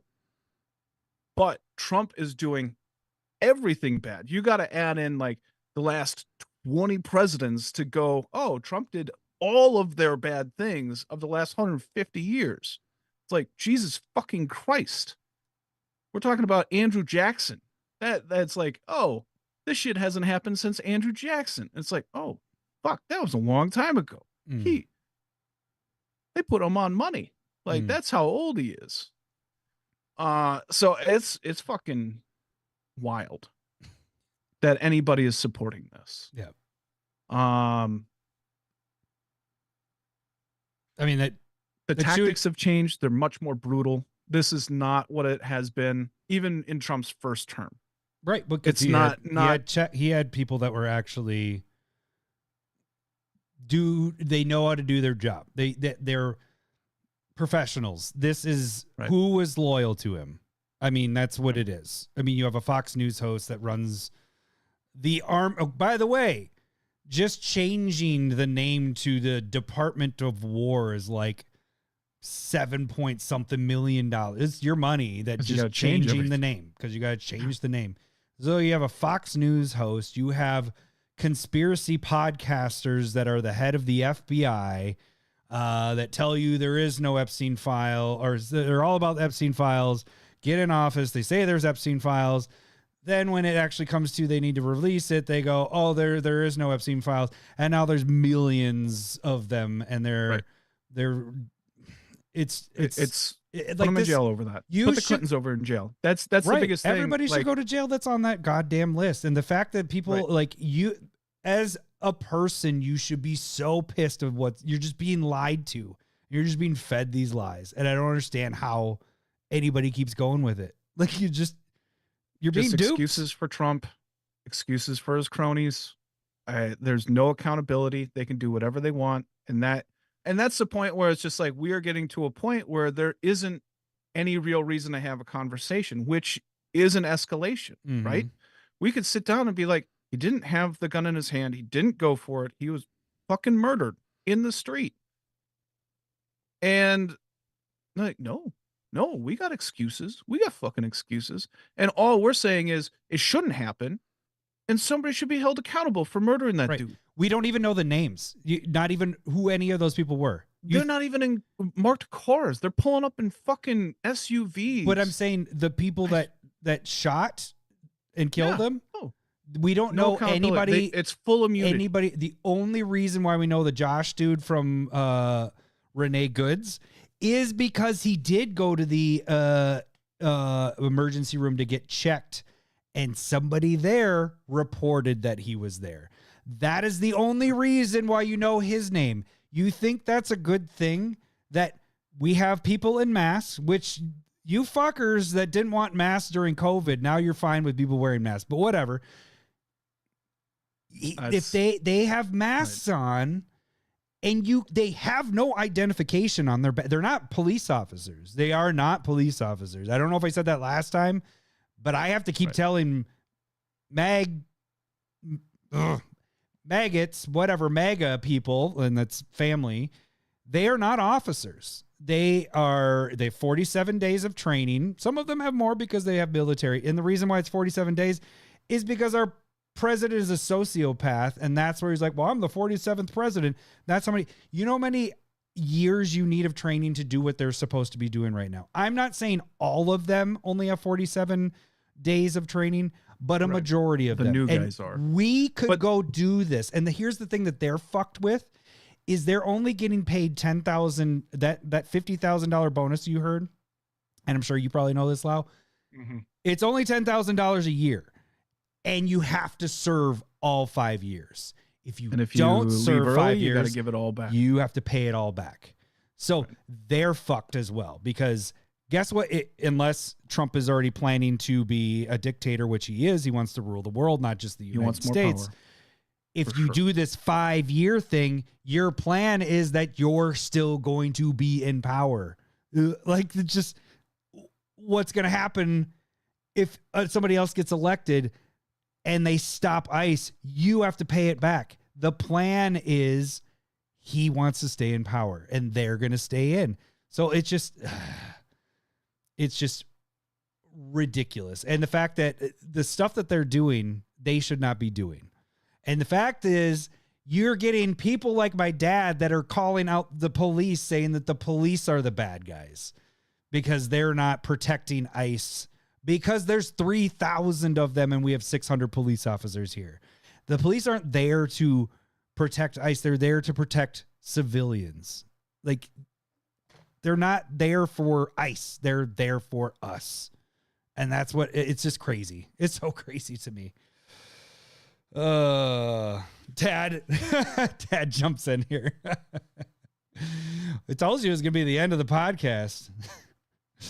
Ansel, I'm hoping, but I seriously have doubts, but I think dementia wise, I think there's something happening there, but that's just me being hopeful. I want a Joffrey type of ending to his career or whatever, because this is just crazy. But anyways, I don't know. Is there more you want to talk about with it? I mean, basically, what's going on is not okay. It's feels pretty much like a military takeover without it being officially that. It feels like they're allowed to be. I do want to address one of the things as in, like, the same guys who are running ICE were the same guys running ICE during Obama, and we weren't upset then. And I think the biggest thing is when it comes to, like, let's use like an analogy of like coaching, and you have a player that's like an asshole over in one team, and then he gets to another. Let's use the Steelers. To whereas, like, you had Antonio Brown, you had Le'Veon Bell, and they're great players under Mike Tomlin. And then the instant they go somewhere else, they fucking lose their mind. And that's about leadership. And the leadership difference between what was going on and what was allowed and it's basically a dog on a chain and a dog off the chain. And which one's more dangerous? The one that has full immunity. The one where it's going, do what you want. Let's be brutal about this. Let's kill people with guns. Let's detain civilians because they didn't have their papers. Because we don't have to carry around our fucking papers. Plaxico Burris is another one. Yeah. So, I mean, we can talk about potentials, and, there's a lot of that kind of other stuff too, but it's just, this is what it feels like. It feels like a military takeover. Again, people were upset about protesters going into the church.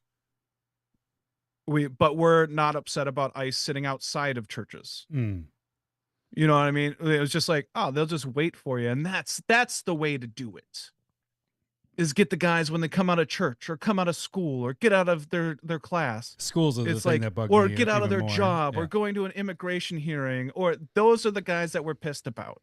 It's the people that are trying to do it right, or they are participating in society the way that we all are good with. that's over 60% of the people that they're arresting. They are wrecking the communities, whether they're illegal or not. But then again, you get into legalities. But my understanding is, if somebody is here illegally, it is a misdemeanor. Yeah, it is. It's like you get in a that's- speeding ticket. and you are deporting them not to their home. Right. You aren't like, none of this is a good way to do business. If you can watch that 60 Minutes thing that got cut because that's how our government is and owning the TV stuff, which is that's a sign of a dictator. But it was released in Canada. Check it out, because you should see those conditions of where they are sending these people, because it is awful.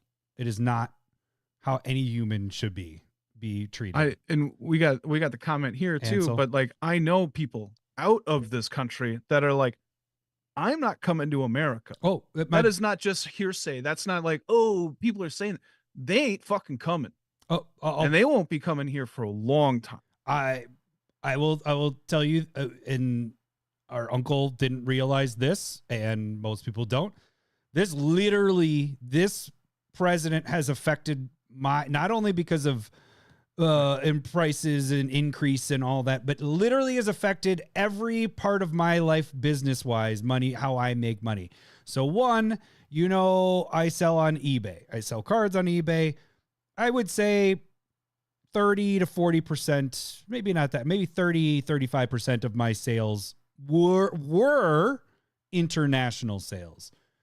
Now that's down to probably 5% because people just, the tariffs or all the complications that there are with that. That's one thing.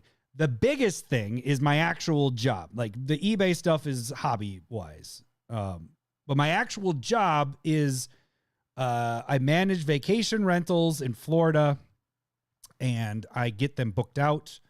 And there we normally have, because Florida is a very European place. A lot of the Europeans bought it up, especially during a recession last time. And so there's a lot of Europeans that go there. That is either Europeans or Canadians, all around the world. That is more of like 40, 45% is international. And to this day, this past year and this next year, it is 0%. I am managing 11 different properties, and that should be 40, 45%. It is 0%. And it has affected me so much that I have to get a second real job. And eBay is just whatever. But another job, because they're staying vacant, where people aren't coming here. The reservations we did have canceled, and they said because of what everything is going on in America, I don't feel safe going there. Totally understand it, get it. But so that's what I'm saying is people aren't coming here. Like, I wouldn't come here. I don't want to be here, but nowhere else is safe. Like, you go somewhere else and we're going to probably bomb you. Like, because World War III is knocking on the door. It's just, it's fucked. Like, it's just, if you say like, this is the most that anything's ever affected my life ever. Politically. Like, politically. Yeah.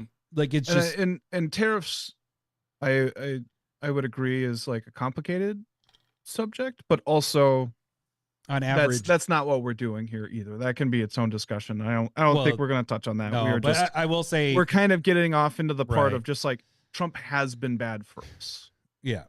And so, I just with the tariffs though, I'm not going to go on this tangent, but the reports came out from last year, and 97.5% of tariffs were paid by U.S. citizens. So that billions and billions of dollars that he says that he got is from you, is from me.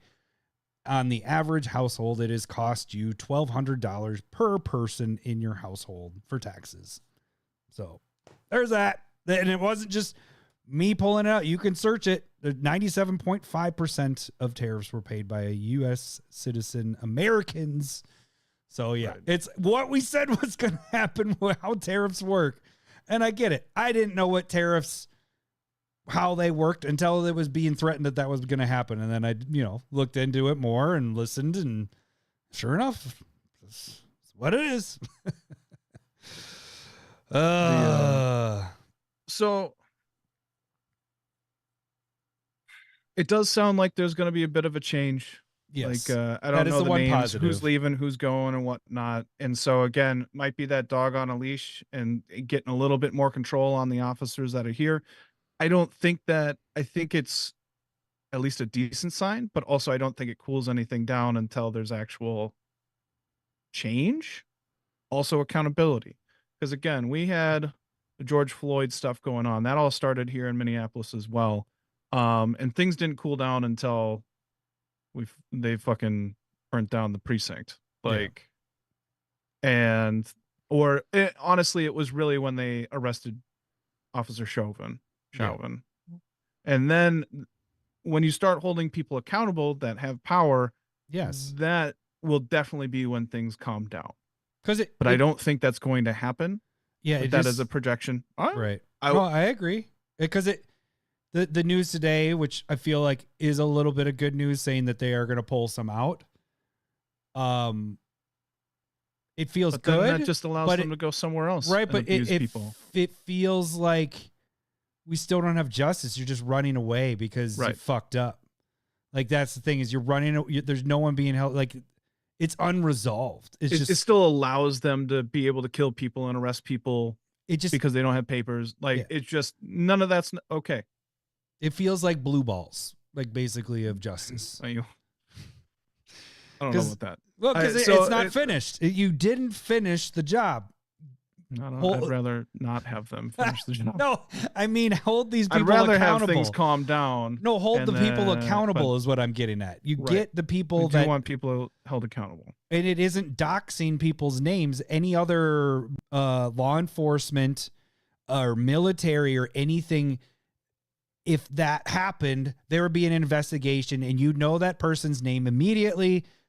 Every other thing, they are above the law, above our police, above our military, and they are the most funded organization in the world as far as military and law enforcement is concerned. As in law enforcement, yeah.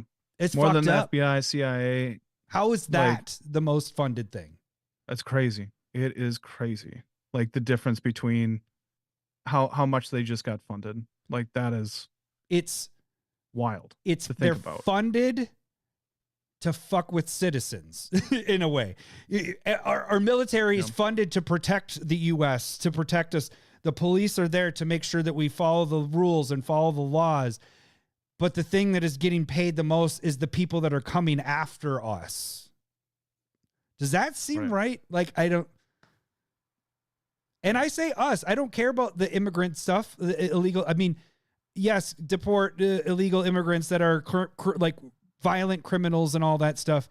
But I think a large majority would agree with that, as in, yes, we don't want illegal immigrants. And they were doing that. Causing violent they were crimes doing that. like But to go into people's houses to follow people because of their skin color, it's like we've gone backwards. To not have a warrant to go into houses. Yeah, they don't have to do that anymore. Like, your house is supposed to be a sanctuary or safe place, but now they don't have to have a warrant. Like, they got, and like you said, they're not being. When you have immunity. high-ranking officials talking about going door to door with guns, when you have video of these guys going into businesses with their guns drawn already, all of this is, and that's today to create fear.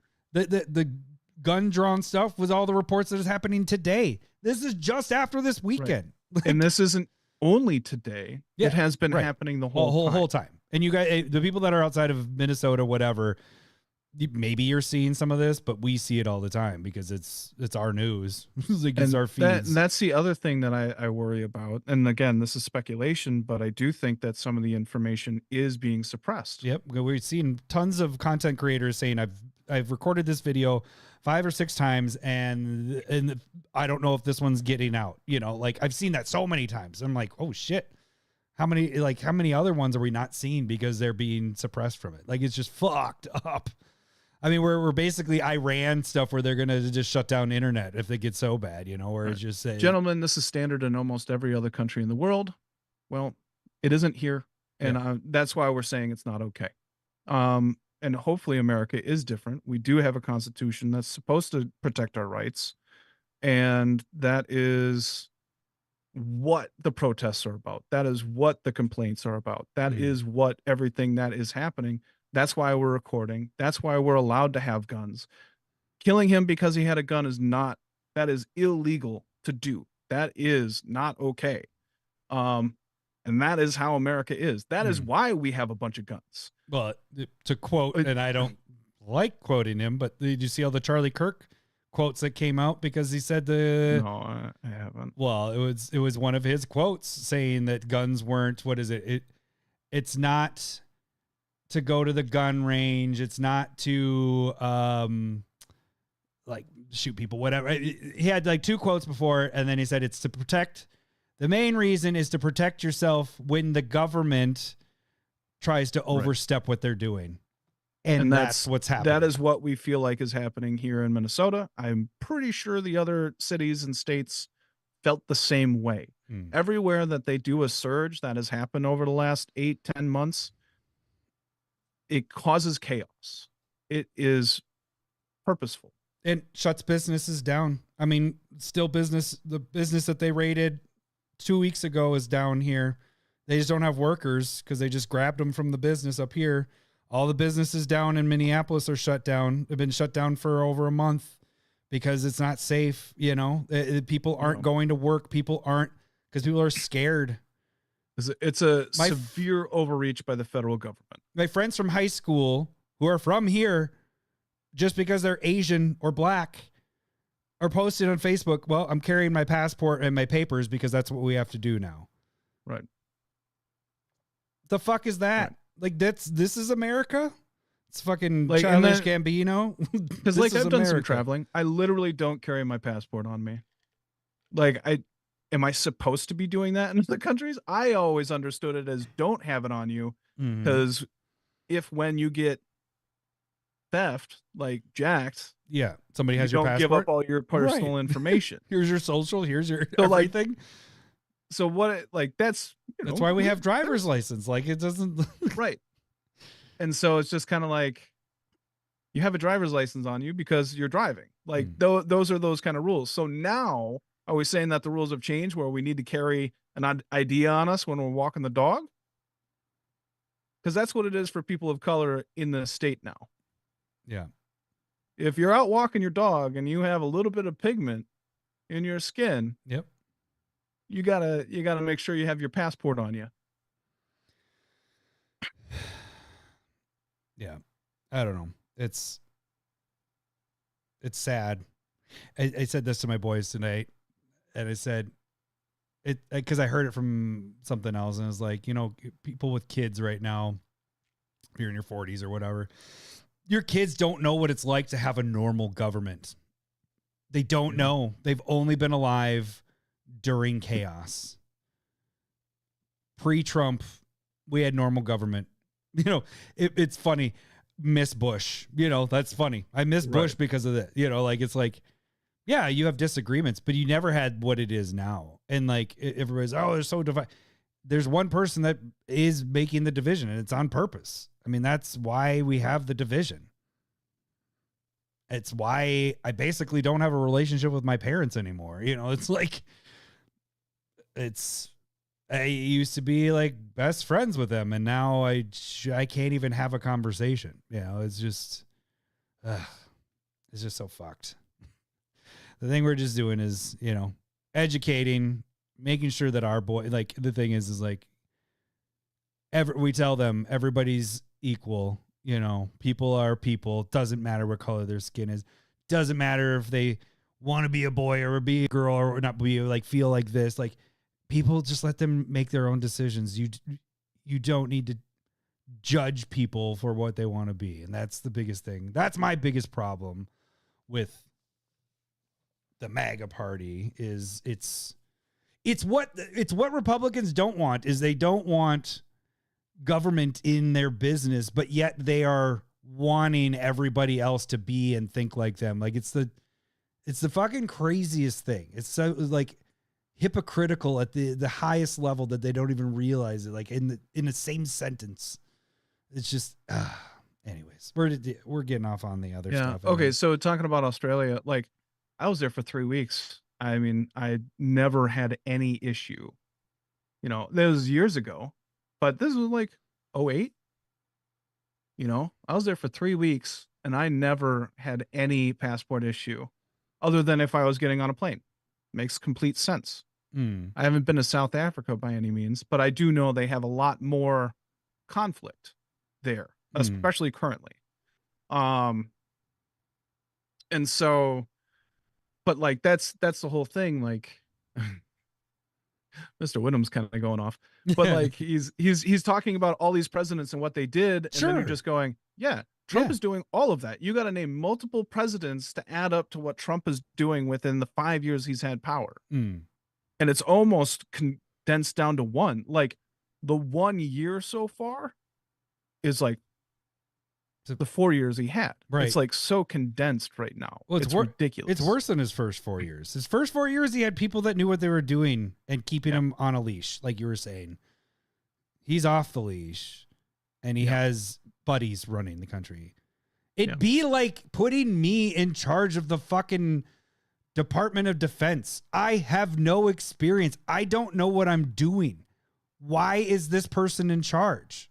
Like, we are putting people that don't have any experiences in any of the spots that they're supposed to be.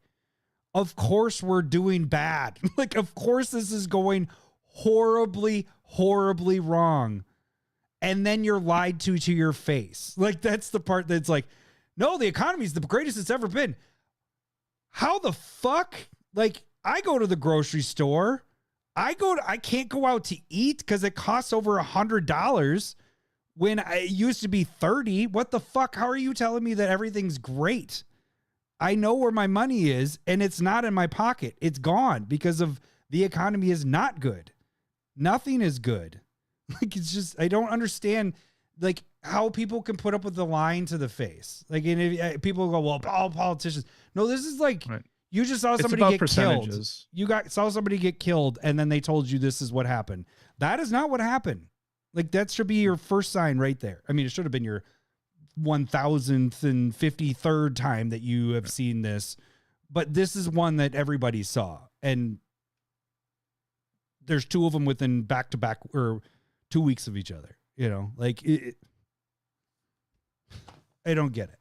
Like, if you still are seeing this video and still believing what they are telling you, then you're lost. I'm sorry. Like, it's just, there is no, because the brainwash is already full in, and I'm not pointing out anybody in particular. I'm more talking about my personal, who I deal with.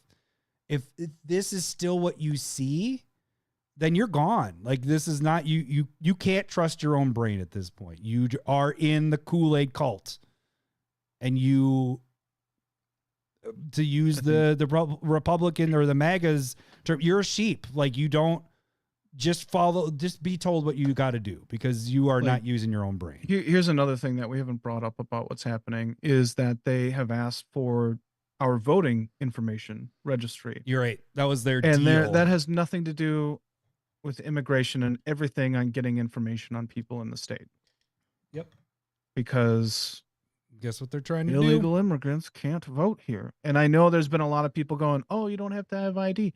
We have to prove who we are when we register. And then when you go there, they already know you're there. We have gone through the process of proving that we are who we are and where we live. And then we still, I mean, I always show my ID. I bring it, but we don't have to because we pre-register.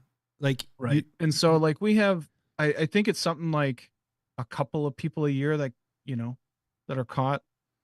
It's funny because illegally. The last ones were Republicans, like the ones that, that are getting caught. It's a very low percentage of people that are at least getting caught. But like, we still have a pretty low percentage of, we don't have a huge population here. Again, 5 to 5.5 million people in the entire state, which is landmass wise bigger than Germany. Germany has 80 plus million people in the country. Like that, we are not that dense of an area. So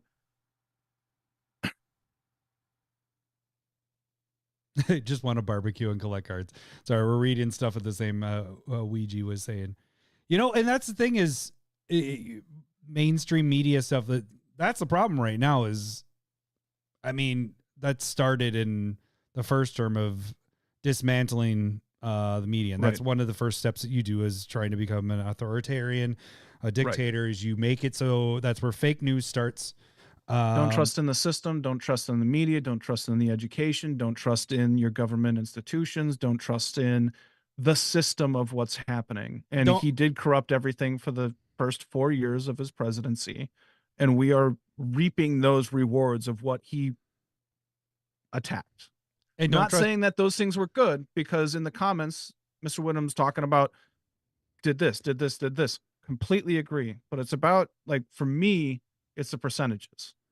Because I am not represented in this process, our political process, but there is one that is just percentage-wise, hands down better. Because, I mean, this is something that I say, Democrats aren't left when it comes to a worldwide scale. They are Reagan Republicans at this point. Mm-hmm. Yeah, and Trump and MAGA and Republicans are just further right of that. But Democrats aren't fighting for us. Yeah. Like, what the they're tweeting and saying, I'm not going to vote for doing this. They're not trying to hold anybody accountable. Yeah. And I guess they tried to do that for January 6th. And they tried to do that with the impeachments. But they're Republicans and Trump don't want to hold anybody accountable for what they're doing. It's not a witch hunt when you did it. Yeah. It's soon. Keep calling it a witch hunt. You did something illegal. Right. You should be held accountable. All right. Hey, we got over 2 hours. Remember where I said, and I said, let's just let this flow and see where it goes. Because we weren't able to talk about it when we were over the weekend. And so okay. So Ansel, you said in Australia, you get fined if you do not vote. Oh, dang it. And you are registered. That's my thing. I think not everybody should be required, but it should be a holiday. It should be no one works that day. I don't understand why we don't have that already. Like, right. It's because that's a liberal idea to make it easier to vote, when really that's the conservative actual idea of making sure that people can do their right to vote. Yeah. You should do everything in your power to make sure that people can vote. And if you're not doing that, that's authoritarian. Yeah. That is trying to restrict how people are voting. That's how I look at it. Mm. And so, like, I do think there should be more people voting. I've never not voted unless I'm like, oh shit, that was yesterday. And those are those midterms right. sometimes. Well, yeah, the midterms are a little different. I mean, I still actively vote in those. And I try and I didn't until Trump came in. Yeah, and there's that too. Now I do. But yes, I have not missed a presidency election since I've been able to vote. And yeah, I think everybody should vote. I know some people are just like, well, I'm not educated enough, and so that's why I don't vote. Okay, that's fine. But I think that you at least have some sort of opinion, but I don't know. It's I mean, I would like it. I would like them to wear patches for who's paying for their stuff, kind of like a NASCAR driver. I'd like to know that. Yeah. But I mean, those are their own things. Like Citizens United has been terrible for this country, and that's been rolling for a long time. There's a lot of work, and just it's not just Trump. Yeah. How about that? Right. I would like a lot of things to change. Right. Ansel said, and there's a lot of people at fault for that. They don't get a day off, but they can cast their vote via post. That's what they're trying to eliminate. Trump is trying to eliminate that here. He's trying to make it so that people can't do mail-in voting, because we do have that. And a lot of people do mail-in voting, but most of those people that do that are Democrats. And so they're trying to eliminate that because it's not a fair thing. It's more of, how do I make it better for my party or my whatever. Right. And that's the fucked up part, is we should make it as easy as possible. I mean, not make it so that anybody can vote. Like, I agree. Have an ID, whatever. I don't care. I don't think they do. What? Make it when do the Dems grow a pair? Yeah. I don't think they do. No. They're And the thing, maybe when they become like fully in power, but they had a lot of power after January 6th, and they drug that thing on for 4 fucking years. Yeah. And I will say, well, because they didn't think that he was going to get back. Like they thought that was the end of him, and that's where they fucked up.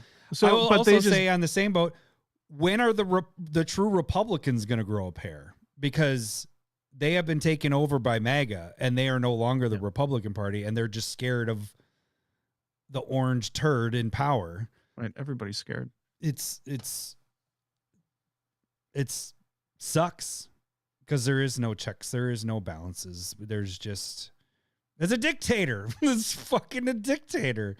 You have that side that's completely terrified. You have the left that isn't like we're terrified and for a different reason because I feel like hunt down, but we don't have politicians that are necessarily doing anything. But anyways, I got to work in the morning because I got my other job, so I can't stay up and just keep talking like we normally do. I actually have to go to bed so I can get up and go do the other job there. Thanks, Trump, because the economy's so good. Anyways, is there anything else you wanted to add in there? No, I think we talked about everything. It's not good. Yeah. Getting worse. Thanks for letting us vent. We won't do this every time, but when something big like this happens to our state, I agree. We will talk about it because it does need to be discussed. So, well, that should do it for this week. We hopefully will catch you guys next week. If you guys didn't leave us because we were too political, stay in your lane. It's well, fine. It's If part you of our gotta life. go, you gotta go. Right. You don't need to. Nobody needs to be here if they don't want to. Exactly. All right. Well, that should do it for this week. We will catch you guys next week. Thanks for listening. See ya. Bye. Sega. I love boobs. I'm talking tatas. I love boobs. I'm bonkers for honkers. I love boobs. Thanks for the memories. I love boobs. Hey gang, the best way to support the CommanderSmiths is make sure you slap that like button. And if you haven't done so already, subscribe to our channel. Also, check out our online store, CommanderSmiths.com, where we have metal tokens, mugs, t-shirts, playmats, and more.